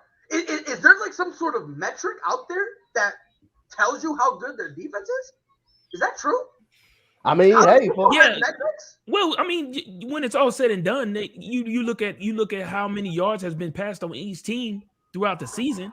So using that simple information, you can then be able to make a proper, a proper assessment on their defense to see whether or not it's good or not. But pride. But wait a minute. I thought there was no such metrics in college football. Huh. But pride, here's the thing too. The defense hasn't seen anything like this yet. They haven't seen an offense like this yet. And CJ Stroud and all of them. Yeah, they about to have a rude awakening against Ohio State. And if you open the Ohio State history book, Ohio State has won 15 of 16 against Michigan. I mean, so history's on their side in this game, and I'm definitely going with Ohio State big. I think they blow out Michigan in this game, and of course, sadly for Jim Harbaugh, I think he'll stay winless against the rival team. Let me ask you a question: if he goes winless, does he get fired? Yes. I think you can consider. I think you consider moving on from because of that one game right there. I think he should. I'm not gonna say he gonna get fired because I don't know, but they should take that in consideration. Not because he can't win a big game. He can't win a big game. He can't get past them. Yeah, you have to. You have to take that consideration. Never. You have to take that in consideration. Yep. If you can't, if there's one team that has your number and you continuously because that's what you brought in. That's what you brought in for, just to beat Ohio State. Ohio State. That's a rivalry game. That's a rivalry game. It's not like that Michigan can't get by Ole Miss, or it's not like one of those teams. It's the fact that for some reason, it's the rivalry Michigan game. and Ohio are destined to dance forever and ever and ever. And in order, you got to get through Ohio State. So if you can't get, and I think, Coach, I think you said, I'm pretty sure everyone here is in agreement with that. They brought in John Harbaugh specifically to get through Ohio State. Yeah. Like in his contract, he has failed. Get through Ohio State. Then it's make the college football playoffs. Like that is his goal is to get through them. If he can't do it and he remains winless, will he get fired? I don't know. But he's failed miserably. That's a conversation at the bare minimum. Yeah, that you need to have. That they need to have. You need to take that into consideration. Because I feel like he's on the hot seat. Out of all the time, it's been 10 years since Michigan beat Ohio State and 18 years since Michigan beat a good Ohio State team. So I just don't see it happening. And then you had one competitive year against Ohio State. What happened the next couple of years? It's not even close. The games don't even be close with Ohio State and Michigan. Right. Just real quick, before I let you guys go, I just want to read off the top 10 real quick. Georgia's at 1, Ohio State at 2, Alabama at 3, Cincinnati at 4. They're playing today. 4. Michigan at 5, Notre Dame at 6, Oklahoma State at 7, Baylor at 8, Ole Miss at 9, and Oregon at 10. By the way, if you guys are wondering where Michigan State fell, they fell down to 12. It took now for them to fall down to be below Michigan. We're not going to talk about that, though. That shakes things up a bit, though. But that's how it's looking. So let me ask y'all this. And this is mainly specifically for Coach Dante. Because the Bedlam game is this weekend. That's Oklahoma versus Oklahoma versus number 10 Oklahoma. 10, right? Number 10, right? Number 10 Oklahoma versus number 7 Oklahoma State. Now, this is a Bedlam game. This is a rivalry game. Now, Coach, if we beat Oklahoma State with Baylor being 8th, do we jump Baylor? I guess. Beating Oklahoma State? Yes. Yes, because you played the more competitive team. You played the more better team. In Oklahoma, Baylor playing Texas Tech. It just depends on how much they beat them by and how much if you dominate. I don't even care about about the whole what's harder or whatever. If they win, they would be 11-1. Yeah, right now they're 10-1. If they win, they'll be 11-1. And if they beat Oklahoma, who's 7th, you win the head-to-head matchup. So I don't care unless you know what I mean. Like it's kind of the same conversation we have with Michigan and Michigan State. You win the head-to-head matchup, you shouldn't be under them.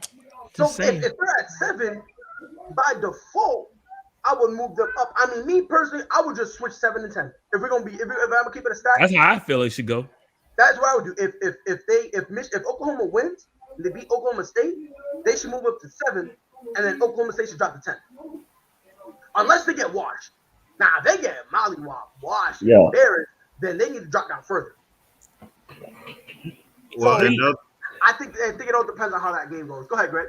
No, I was gonna say another factor also, guys, is Notre Dame there at 6. Mm-hmm. We all know that media, ESPN, the college football playoff committee, they love Notre Dame for whatever reason. And that's one of the reasons why I hate Notre Dame. Yeah. They always get special treatment. Yeah, every single time. And then they get shellacked. They get shellacked in the first round. They get blown out. Exactly. They get blown out straight out the door. They not even. They act like they get blown out. They shouldn't even be in the college football playoff. They're just a waste of time. Yeah, I'm gonna tell you why I think Notre Dame gets all this love, right? Because Notre Dame in the regular season they're pretty good, right? You know how every single year they want to find that bracket buster. They want to find the few teams that could all of a sudden, this team is a sleeper. They're the ones who can go on a roll. Notre Dame has always been in that conversation. But this ain't March Madness. But they don't win. This ain't March Madness. This ain't basketball. They don't. This ain't March Madness. It's because of the name and their history. Yep. And you got to remember, this team has a movie. Facts. That's a movie. Yeah, I get it. And they have a big TV deal too, a massive TV deal. So, I mean, all that goes into play. It goes back to the history. They get blown out. They get dominated when they get that. They get dominated. These are blowouts. They always lose in a blowout. Notre Dame gets like they finish with a good record, and then once it's time to play a team that really matters, they fold in the big moment. Right. Yeah. Like this is like, bro, Notre Dame, like they're they're what people call the bracket busters. I know, Bishop, you said this wasn't yeah. But I'm saying like in college basketball, you try to find the teams that are sleepers, Yeah. And that's what I'm saying here in the playoffs. They try to find those same guys. That's why I call them bracket busters, because playoff busters it doesn't sound cool. Bracket busters, that sound crazy, that sound popping or whatever, but like that's really what they look at in Notre Dame, like Jonathan said, they have a good record every year, and on top with the history, and all that stuff. I mean, look, I understand why the love and the allure for Notre Dame is, but at the end of the day, I mean, and Coach, I'm against you. I don't think that they should, be out of the college playoff. I ain't going that far, but I do get your point in terms of no. I didn't say should be. I said they get overmatched.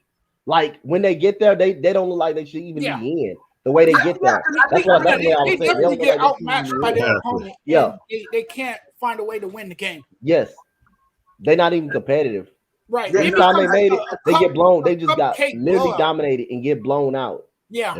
Yeah, every time. Making it seem like every time they're in the game, it's always a cupcake game. Yeah. It feels like an early regular season start, like how you see those blowouts early in the season. Yeah. And you see every time they get to the playoffs, you see it. You see and Notre Dame is the stuff in the toilet. Yep. Notre Dame is always the stuff in the toilet. And Brian Kelly, believe it or not, is still there. All the rest of the coaches that came before him got fired. They didn't even get a chance to turn it around. Charlie Wise, Tyrone, help me with his last name. He was there. Tyrone Willingham. Yeah, he got fired, so like I feel like they gave Brian Kelly multiple chances to figure it out and turn his program around. In which he did. He leads them to the playoffs, but like you guys say, he never finished the job. So can't finish it off. Yep. I don't know. So the other game, the last game we'll talk about, Cincinnati versus East Carolina. Cincy is 4-0. The trappiest of trap games right here. With the low key, because listen, Bishop, I know you chuckling, but even though Cincinnati is 4-0 versus the team with the winning record, East Carolina is 5-0-1 when they're the underdogs in their last 6 games. Mm-hmm. So, I mean, look, I'm not saying it means something, but it means something, Bishop. That's what I'm saying. No, I totally agree with Jonathan what he said. It could definitely be a trap game. Without question. With the way this whole year, when it comes to sports, man, has been mad crazy. Whether it's basketball, college football, NFL, like everything has been mad crazy, man. So the trap game is definitely not out the question. I could definitely see that happening. I don't see Cincinnati losing, but any given Saturday, Sunday, Friday, Thursday, whatever, you know. And real quick, Coach, before I let you go, when I look at Bishop now, I looked at a man humble. I looked at a man who learned. Because last time we had the trap gate conversation, it was about your Oklahoma. It was. It was your Oklahoma, the good old OU, and you said, "There's no way. It's impossible. Never. Nope." Yeah. I wanted to fight Dante that week, man, because Dante he jinxed my team, man. He jinxed my team, man. Yeah, I just look at the way. Good question. But this always happened though, because me and your team's in the Big 12. The Big 12 is always like that. You always, no matter who you play, you got a lot of trap teams in there. So like they was due for a loss because before they played that game. They were close to losing each and every one of their games. Oklahoma didn't even look good. First five, they were close to losing. Yeah. So I knew they were doomed to lose. They haven't played well. So right. I mean, I totally agree. I ain't gonna lie. It wasn't shocking, and I'm not gonna lie. It wasn't shocking that we lost to them. Baylor is a good team. They those one, like he said, in the Big 12. I'm gonna give credit where credit's due. Now they're good. Yeah, Baylor is a good team. You know, Baylor is a really good team. Texas is a good team. We know who the dominant teams are in a Big 12. Baylor, Texas, Oklahoma State, Kansas State. You know, those are the teams that are, you know, that give Oklahoma problems when it comes down to it. Those are the teams in which we have to fear the most coming into these games. And even when us playing Oklahoma State this week in the Bedlam game, a lot of people got Oklahoma State winning this game by 54%. 54% of the nation has Oklahoma State winning over Oklahoma in this Bedlam game. But I'm hoping the opposite. I'm hoping what happened to us versus Baylor is what happened for us versus Oklahoma State. That's just me. That's what I'm looking at. Right. So let's hope. So 2 quick questions. Greg, let me start with you. Do you think Georgia beats Alabama? Yes, because of their defense. Yes. Yeah. I didn't know I had 4 Gregs on the panel. That's crazy. Yes. I think they beat them. And by the way, and Kirby Smart, he understands. Kirby Smart, he understands Nick Saban better than anyone else. Yeah. And by the way, this is what got me to Alabama. This is going to be. I got 2 upset picks for this weekend. Now, this one may be far off because I don't like this team and I want to see a different team in there. Just like how I felt about the Patriots, I just want to see a different team. So I got Auburn upset Alabama at home. Auburn in the Iron Bowl. It may not. I might be off, but I don't care. Yeah, I've been hot the last 3 weeks, so I got Alabama losing to Auburn in the Iron Bowl. I like Iron Bowl. That's hot. And I got Wisconsin losing to unranked Minnesota. We got Wisconsin losing to unranked Minnesota. I think the wildest Iron Bowl upset that I've seen was back in 2020 when Chris when Davis, when they made the national championship. They made the national championship. That was wild right there. I remember that game. I actually wrote about that game. So y'all put that in your head by tomorrow. Alabama's I got Alabama losing in the upset. They have not played well. They played terrible against LSU, and Arkansas almost beat them. Beat them too. So they played terrible against Arkansas. And then I got Minnesota at home beating Wisconsin, number 14 Wisconsin. Alabama hasn't looked like that same dominant powerhouse that we've seen in recent memory. The team that will blow out everybody and just punk everyone. They're not that team anymore. But I do think Georgia beats them. Like I said, you have Kirby Smart. He's done a great job, building back that program. And then, of course, you got a stout Georgia defense that can really get after Alabama. So I got Georgia in that game. And nobody's scared of Alabama anymore. Nobody's scared of them. But see, this is my thing, Coach. This is for y'all, Coach Greg, Jonathan, Pride. I don't even think it's about necessarily being afraid of Alabama no more. And this is my biggest concern, right, when it comes to that game between Alabama and Georgia. Nick Saban always finds a way. He always finds a way. That's what makes Nick Saban such a great coach. Because even when people think that they should lose a game, Nick Saban always digs deep down and finds a way to pull out a win. Now, I will say this: his players are always mentally and physically prepared for those big games and those big matchups. Always. Georgia will beat Alabama. I do believe that. However, teams not being scared of Alabama, I don't think that's a bad thing for them. For Bama, I don't think it's a bad thing. Because at the end of the day, regardless if you fear them or not, this is a team, this is a program you need to respect. And if you just go in thinking it's going to be a cakewalk and it's going to be a breeze, that's when they're going to catch their blowouts. Because Nick Saban was being asked, what do you think about, people are criticizing you because you're going to get a blowout? His answer was, I don't give a shit. We're winning. Lick my nuts. Like, that was his response. That straight up was that's how he felt. And I've been telling people, look, I understand it's not pretty. They're getting the wins. But once people stop being scared of them, it's the beginning of the end for other teams, because then they're gonna start trying to act like they're gonna do a blowout, put themselves in a hole, and that's when Bama's still gonna start getting those blowouts. Yeah, this is the time. Go ahead, Greg. This is Georgia's time. If they don't get this one with as good as a team that Georgia has right now, then it may never happen. With Kirby Smart, this is their chance right here. This is their year. Yeah, they got the best defense. Yeah, they should win this game. Yeah, but Bishop, like you said, Nick Saban is the Bill Belichick of college football. He knows how to get his team ready. Yes. And I would not be surprised if Bama did pull this out. And this is the best chance. This is the best chance, like Greg said, that Georgia got. They clearly by far got the better defense. Top defense. You knew that. I saw that when they beat Clemson. The way they beat Clemson, I saw that defense was on point that game, man. Yeah. Man, it wasn't without question. Georgia has the best defense. By paper, by pen and paper, by stats, Georgia, like I said, they just fly. By stats, this Georgia team's supposed to win this game.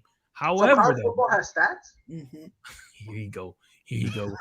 but because when I say it, it's a problem. When I say, look, if Bishop says it, if Coach Dante, Jonathan, Greg says it, their stats, we got people going, no. And when I say it, all of a sudden, it doesn't make any sense. It's wild to me. I've never in my life heard that. Yeah, they got stats. I didn't know. Listen, I'll be honest. I don't watch college football. I watch highlights, the occasional bowl game because it's trendy. But I didn't know there was something called, what was it, stats? How do you say it again? Stats. Oh my goodness. Stats are in every sport, bro. This dude here, man. Yeah, don't let pride gas y'all up, man. Y'all know your pride. But yeah, by paper, man, Georgia should win this game. It's going to be close. It's not going to be a blowout. It's not going to be a blowout. The only way it'll be a blowout. You got two of the best teams in the country going at it. Yeah, it's not going to be a blowout. No, I think the only way it'll be a blow is if one of these teams come in thinking it's going to be key. Yeah. And then they start making those mental errors that kind of put them in the hole. That's the only way. Yeah, it's definitely not going to be a blowout. Right. If both teams come to play, it's going to be. Which they will. It could possibly even go. I could possibly see this game going into an overtime. I wouldn't be shocked at all. Yeah. I wouldn't be shocked at all. I mean, we're going to be honest. All right, so let's go. Either way, it's going to be a good game. Let's go over the rankings real quick to see if you guys have any issues with it. Obviously, I said the top 10, but I'll just go over it again for, clarity's sake. Number 1, Georgia. 2, Ohio State. 3, Alabama. 4, Cincinnati. 5, Michigan. 6, Notre Dame. 7, Oklahoma State. 8, Baylor. 9, Ole Miss. 10, Oklahoma. 11, Oregon. 12, Michigan State. 12, BYU. 14, Wisconsin. 15, Texas A&M. 16, Iowa. 17, Pittsburgh. 18, Wake Forest. 19, Utah. 20, North Carolina State. 21, San Diego State. 22, UTSA. 22, Clemson. 22 is UTSA. 23 is Clemson. 24, Houston. 25, Arkansas. There's one team that dropped out of the rankings, and it was Mississippi State, who last week was at 25. Any surprises, gentlemen? Yes, UTSA is still too far down. Yep. Who's too far down? UTSA. Nah, no. Hold on. They're dog shit. That way everybody treating them like. Not 11 and I think UTSA, man. I think they should be between 15. At least a top 15 team. That's a top 15 team, bro. At least. Records don't matter. No, records don't matter. Yeah, they should. They damn sure should. They should. They should have a Did you know where you the teams are could lose ranked the entire season, but still be ranked because of who you play? Did you know that? So if Notre Dame plays the same schedule as UTSA, Notre Dame is great. Absolutely, they number one. I'm guaranteed they number one. They number one. They're number one. Yeah. Say that one more time. Please. If Notre Dame played the same schedule as UTSA, Notre Dame is looked at as a great team. They are number great. One team in this league. Number one. They're the best ever. Yes. Yep. Number one team in the nation. Just pointing that out. And it's funny because they're not gonna do nothing when they get in the playoff. Exactly. When they get in the playoff. Exactly. Zero. This is where you guys want to pay attention to. For those of you watching, just want to pay attention down here. By the way, these rankings are courtesy of ESPN. I don't want to get in trouble. But yeah, no, UTSA at 22, 11-0. They're dog shit. By the way, they're a horrible. Hey, you know what? When I was on Pride Show, I believe a week ago, they beat Power 5 schools. You don't know it? TCU. They beat TCU. TCU is in a good conference. They just got to be 12. But look, coach. Check it out, though. AP poll got it right. They got them at 15. The AP got it right. Yep, 15. Yep. Yeah, the AP poll got it right. They got them at 15. So that tells you a lot right there. The CFP got them at 22, whereas the AP got them at 15. That's right. That's right there. How is that so far off? How is the AP got them at 15 and the CFP got them at 22? Like, how you got all them other teams above UTSA on the CFP, but on the AP you got all these teams below them? You know some of those polls are never active. It's crazy. Not active, but accurate. I mean, accurate. Yeah, no, I know what you mean. And you know they're biased. Some of them, but it's crazy though. But look at it though. If you look at it all the way leading up to what number 13, they got it's identical all the way up to 13, and then when it gets to 13, that's when they got 14 in Wisconsin and Texas A&M at 14, and then they just flipped. You know what I'm saying? Like, come on, bro. Yeah. And here's the thing. There's people out there who don't know what they're talking about. They're absolutely morons, right? And they hear what the committee is saying and then regurgitates it. Then when you call them on it, they rehash it. Instead of owning it, they go, "Oh wait, I didn't say that." Like Bishop, I don't know if you remember before you left, somebody was saying, "Oh yeah, the reason, Michigan State was above Michigan was because they have the better team on top to bottom." You called them on it, then all of a sudden double back talking about, "I didn't say it. No, that was the committee said." This is like, look, I'll be honest with you. Like me personally, Cincy at 4, I'm just glad they finally moved up because that's been one of my biggest gripes. Like, because his daddy's been disrespectful. They should actually be 2. They should actually be 2. And I have no problem with that. But again, Cincinnati, their name, bro, it's called the Bearcat. It's not a cool name. So we got to dock them some points for that. You feel me? Their uniforms are generic and boring. So we got to make them lose another spot. So that's why they're at 4. That doesn't mean they should be discriminated just because of their name. Right. And look, and here. The Bearcats, I mean, it's not the best nickname in the world, but hey, they're playing some good football. I do too, Gridiron. They deserve some kind of respect. I do too, Gridiron. I hope they change it too, man, because this CFP is ridiculous. Yeah, it is. Did y'all see how badly they beat SMU? And SMU was a good team. You see how badly they beat them? Come on, last weekend. Yeah. Right. Let me ask you, fine gentlemen on this panel. What should be more important? Who you play or your record? What should be more important? Both. I think it should be both. What should be more important? Your record. If I had to choose, your record should be better. Yeah. Because like I say, you don't make it nowhere. You don't make it to no Super Bowl, no NBA championship if you don't win games. It's the record not important. Come on, man. You gotta win games. Plus, what if the team you played wasn't really all that bad of a team, but then they lose to somebody else, and then then you're trying to base things off of the teams and everything. Then it just messes up the whole standing. Bishop, really, I need help. How do I zoom? There it is. It messes up the whole standings when you go based on the teams they play. Because the other team can lose to somebody else. It do look like a Chick-fil-A logo. It do look like the Chick-fil-A logo. It do. It's Chick-fil-A. Hold on. It do look like the Chick-fil-A logo. No way. Hold on. Just click on the team. Just click on the team. Nah, we zooming in. I made fun of that person.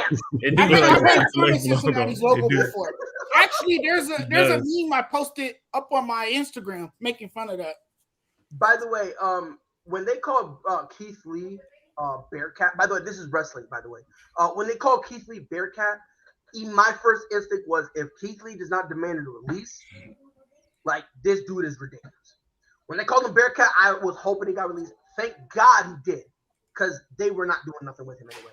But my whole thing is, records don't matter. You can go over, but if every game he plays against ranked opponents, that's fine. You can get records should matter more. And if you're not ranked, you're shit.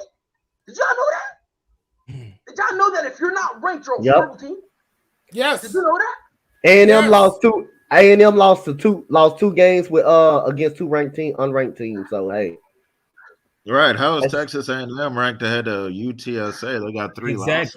That's what in my whole point. That's what I'm saying. But Greg, losses don't matter. Record don't matter. It should. It should. I mean, granted, Texas A&M beat Bama, but still, you shouldn't be that much ahead of UTSA. To each other, I don't know. I just feel like what if you play a team that beats somebody else and then they go based on the team that you played? See, that's not always fair, right? My thing is here's my thing. They should have like 3 criteria, and this is what I said. This is the criteria I would have, right? And mind you, I've talked to numerous people, who not only watch college football but actually cover it. So these are people who know what they're talking about, and this is the general consensus. 1 should be your record. 2 should be your metrics and stats. So, like, how are you throwing the ball, running the ball, and how's your defense fare against those things? Then strength of schedule. Like, that's how it should be. But in the NBA and in the NFL, records matter. Well, but again, this is college. I guess since it's college, it's different. So because you have a larger field. You have a larger field. That's why. And that goes to my point. If it's a large field and there's only it's a massive field and only 25 teams are ranked. Yeah. Doesn't that mean some good teams are gonna be out? Unfortunately, yes. There's always a team that gets snubbed. And there's always some controversy at the end of the season about a team that got left off or left out of the playoffs. I mean, look. And there's going to be one team that's going to be unhappy there because there's going to be one team that gets omitted from the playoffs. It's like that every year. Mm-hmm. And the committee, they do their best to try to get it right. No, they don't. They don't try. They just. I mean, the committee is all about who can make us the most money. Right. That's what it's all about. There it is. Who can make us the most money? And that's where Notre Dame comes in. Exactly. That's where you have 4 powerhouse teams in the playoffs. Power 5 teams. You're winning. College football is going to generate billions of dollars because of that. And again, and that's the problem people don't understand. If you look at the list, it's more of a who makes money. Like, that's how the rankings have been. And my thing is, it shouldn't be like that. It shouldn't. It should be the teams that are playing the best football. Right, because the way I look at it, regardless of where, like, if you rank, let's say you rank Alabama at 25, right? Let's say you rank at 25. That's still a big name school, and people are still going to watch. So it's not you got to keep them at a top 4 just to, you know what I mean? Like, that's kind of my thing, Same thing with Ohio State. Me personally, I'm the guy that wants to see the little guy play the big guy. That's just me personally. I think that's not always such a bad matchup. Like college football makes it out. The way I look at it, if you're good, you're good. If you're good, you're good. That's how it comes out. That's how it should be. Good, you're good. Hey, Jonathan, just like you said, I'm constantly bringing this up, and I think Pride for to know where I'm going with this. You say you always want to see the little brother play the big brother, right? So how about a couple of years ago when we had, you remember that team? You remember that team, Boise State, that everybody say they didn't play nobody the whole year, and they shouldn't be able to play in the national championship, but they did end up getting a New Year's Six game against the Fiesta Bowl against Oklahoma. You remember that game years ago? And how did that game turn? How did that game turn out? Did Boise State beat them on that Statue of Liberty? Yeah, so that's a little brother, and but again, they said they couldn't compete with teams like that. So let's go back a couple of years later. You remember Blake Bortles was at UCF, right? And they said they couldn't, they wouldn't be able to compete. They wouldn't be able to compete, right? How did they do against Baylor? They dominated Baylor. They dominated them. So let's stop saying some of these small schools can't compete. Like UCSA can't compete. Yeah, they can compete with some of them schools. They don't get a fair advantage. Bro, but here's the thing, bro. The people they just go read an article from ESPN and then try to pass it off like it's theirs. Yeah, that's where you see a lot of these people saying that stuff. A lot of this stuff is rehashed, and they're hearing it from, exactly. Yeah, like there's not their opinion. They're just pretending it's theirs because they're hearing it from mainstream media, and they're buying into what mainstream media is telling them, and they're brainwashed by that. So then they take it, and then they say this. They basically say the same thing that everybody else is saying. But there are small schools out there that are really, really good too. And it's time that we start paying attention to those little teams. But no one's going to really pay attention, Pride and Greg and Coach, because here's the thing again. Money. Who can make me the most money? That's what about they care about the most. They care about pocketing billions of dollars. And as long as that continues, that's going to be the trend for college football. And so that's why I haven't really paid much attention to college football, because I've been turned off because of all of that. I haven't been happy with the standings, and I don't necessarily always agree because there's a lot of bias and there's a lot of favoritism now in college football. And to me, a lot of that has to change. And I'm not going to really tune into a lot of college football until that does change. Alabama could have had 4 losses and there still would have been a top 14. I mainly just focus in on matchups now. I don't really watch every game anymore. I just watch the big matchups really. Like last week, I just watched UCLA and USC. Oh my god! Even though that rivalry is meaningless now, it's irrelevant. No one really cares about USC and UCLA because I remember at one time when this was one of the best crosstown rivalries in sports, and people would really, really salivate over that matchup. They look forward to seeing it, but there's no stars on the team anymore. Right. These teams don't have convincing records that people care about too much. So it's a rivalry that's there, but it's like it doesn't really matter anymore. I feel you. Before we wrap it up, we got NBA today. We got the Pistons at Clippers. Magic will host the Bulls. Suns at Knicks. Timberwolves at Hornets. Grizzlies host the Hawks. Wizards at Thunder. Pacers will host the Raptors. Celtics will travel to San Antonio to play the Spurs. Nuggets will host the Bucks. Pelicans at Jazz. Trailblazers at Warriors. Kings at Lakers. I want to start with you, Greg. What game do you think is going to be a good game, and what game do you think is going to be a stinker? Good game. I'm gonna go with the Warriors Trailblazers game. I think that'll be good. I think that'll be a good game. Who do you think will be a doo-doo game? Woo. Let's see.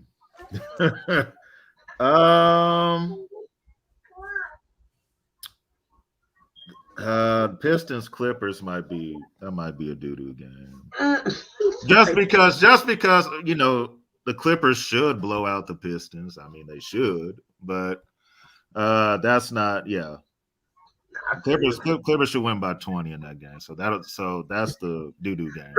Greg is like, if y'all lose by 19 or less, it's an L on your record. Yeah, it's an L. Yeah, pretty much. Jonathan, what game you think is going to be lit, and what game you think will be trash? I'm tuning into the Grizzlies and the Hawks. Man, he stole my pick. How does he got me? He trying to rob me. Both of these teams have, when you look at it, both of these teams have identical records. They both have electric point guards. They're really a fun team to watch. I like Ja Morant. I think he's the most explosive player in the NBA. He has definitely elevated this Memphis Grizzlies team. And now all of a sudden, you never want to miss a Memphis Grizzlies game because you know what you're going to get. The Grizzlies play a downhill style of basketball. They lead the league in points in the paint. And, they're exceptional in the paint. And part of that's because of what Ja Morant can do with his speed and his ability to get down the court. Yep. But the Grizzlies, they do have the worst defense in the league. But I think this makes for an exciting contest. I think it will be epic theater, and I definitely think that's a game you want to pay close attention to. I definitely 1,000,000% agree with Jonathan on that. That's the game I was just for the pick until he got me on that, until he robbed me on that. And the Hawks are hot too, man. The Hawks are very hot. They were 4-8 a couple of weeks ago, about a week ago. Now they're 10-9. So this will be an interesting game between a good point guard battle as well, man. Trae Young versus Ja Morant. If Jaren Jackson Jr. can stay healthy, that guy can be a secondary scorer, man. Like I said, if that guy can stay healthy, that guy can play some defense. He can shoot. He can rebound. If this guy can stay healthy, he can be good. In the most terrible game of the night. My goodness, man. The Bulls and Magic can be much worse.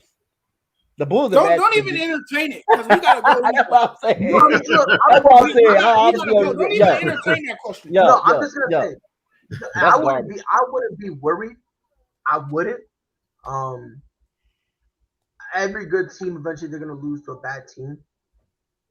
The only way I'll be worried is if they lost because of injury or something like that. Man, if they lose, you should definitely be worried. You think so? Because they'll be back to back. They'll be back to back. They'll be back to back L's. You got back to back L's against bad teams. You got that's concerning when you take back to back L's, especially going in. Orlando can be tough too in Orlando, but you got to beat Orlando tonight, especially if your guys healthy. You got to beat them. I just want to throw this out there. Washington Wizards last week was the number 1 seed, and everyone was poo-pooing them. The descent has began. They're now the 4th seed, barely above the Hornets. So. Just want to throw that out there. So when they get back to the obscurity, to the basement, I think it'll be funny. In terms for me, I think the worst game we're gonna see is Timberwolves and Hornets. I have no faith in that game whatsoever, and I don't even think LaMelo can save it. I'm putting it that way. I don't even think LaMelo couldn't even save that game. In terms of which game I think will be an actual great game. The Knicks and Suns. I think that game is going to be. That's another great matchup. That's good. Yeah, I like that. They're basically between two teams. The Knicks are 7th in the East. Phoenix is 2nd in the West. The Knicks kind of starting to click a little bit. Everyone's starting to learn their roles. Kemba Walker is not as much as a liability. Still a liability though. Evan Fournier, he kind of came back to earth, but we'll see how that goes. But yeah, that's what I have. So, but yeah, it's been another great episode of ASAP in the Morning. Greg, matter of fact, Jonathan, do you have any final words? Man, it was an awesome show with you guys, as always. I look forward to doing this every morning, but this will be my last week with the morning show until 3 more weeks when I'm on break once again. I was on break all this week, so I was able to come on and join you guys for the morning show. So it's been a pleasure, but I'll be around. I'm part of the ASAP family, guys, so I'll be around. I'll be doing just the truth. Yeah, 100%. Now we definitely will see you around, and you know, if you ever try to retire again, I will find you. Just want to throw that out there. Greg, you got any final thoughts, my guy? Oh man, just another awesome show. It's always fun, you know, talking sports with y'all. You know, talking our stuff. Sure. Talking our stuff, man. I love it every morning, man. So yeah, awesome time. Yes, sir. Coach Dante, what you got for me? Another awesome show, man. Every morning. Great Thanksgiving. Just a blessing, man, to be on here with you guys. You know, talk with you guys, man. The chemistry, the vibe is there. And like I say, all of y'all got to get me on the podcast, back on the podcast, man. Y'all got to get me on there. So another great showing, man. Positive vibes only. Yes, sir. Yes. As always, it's been fun. You know, Greg, Jonathan, Coach, and you too, Bishop. You know, you dipped on me, but you know, when Oklahoma loses, when good old OU loses, I'm gonna be blowing up your phone. Everyone in the chat, appreciate you guys. Definitely was fun. And yeah, we will be back here tomorrow morning for more screaming, more arguments, and more cutting each other off. Like, that is what we do best. Okay, screw the sports, forget all that. We just need to scream. So it's your boy Pride on behalf of Greg, Jonathan, and Coach Dante. We will see you guys on the next one. Be safe. Whole sports all plays. Whole sports all plays. Whole sports all plays. 365, we making up plays. You talking the game, get you to the days. We're high in the court, the dime in the lane. Variety, topics, living the same. All presentation, sports information. Hitting the airways, taking the nation. All sport, all plays, like working your faces. Grace at the field, so tie the laces. Whole sports all plays.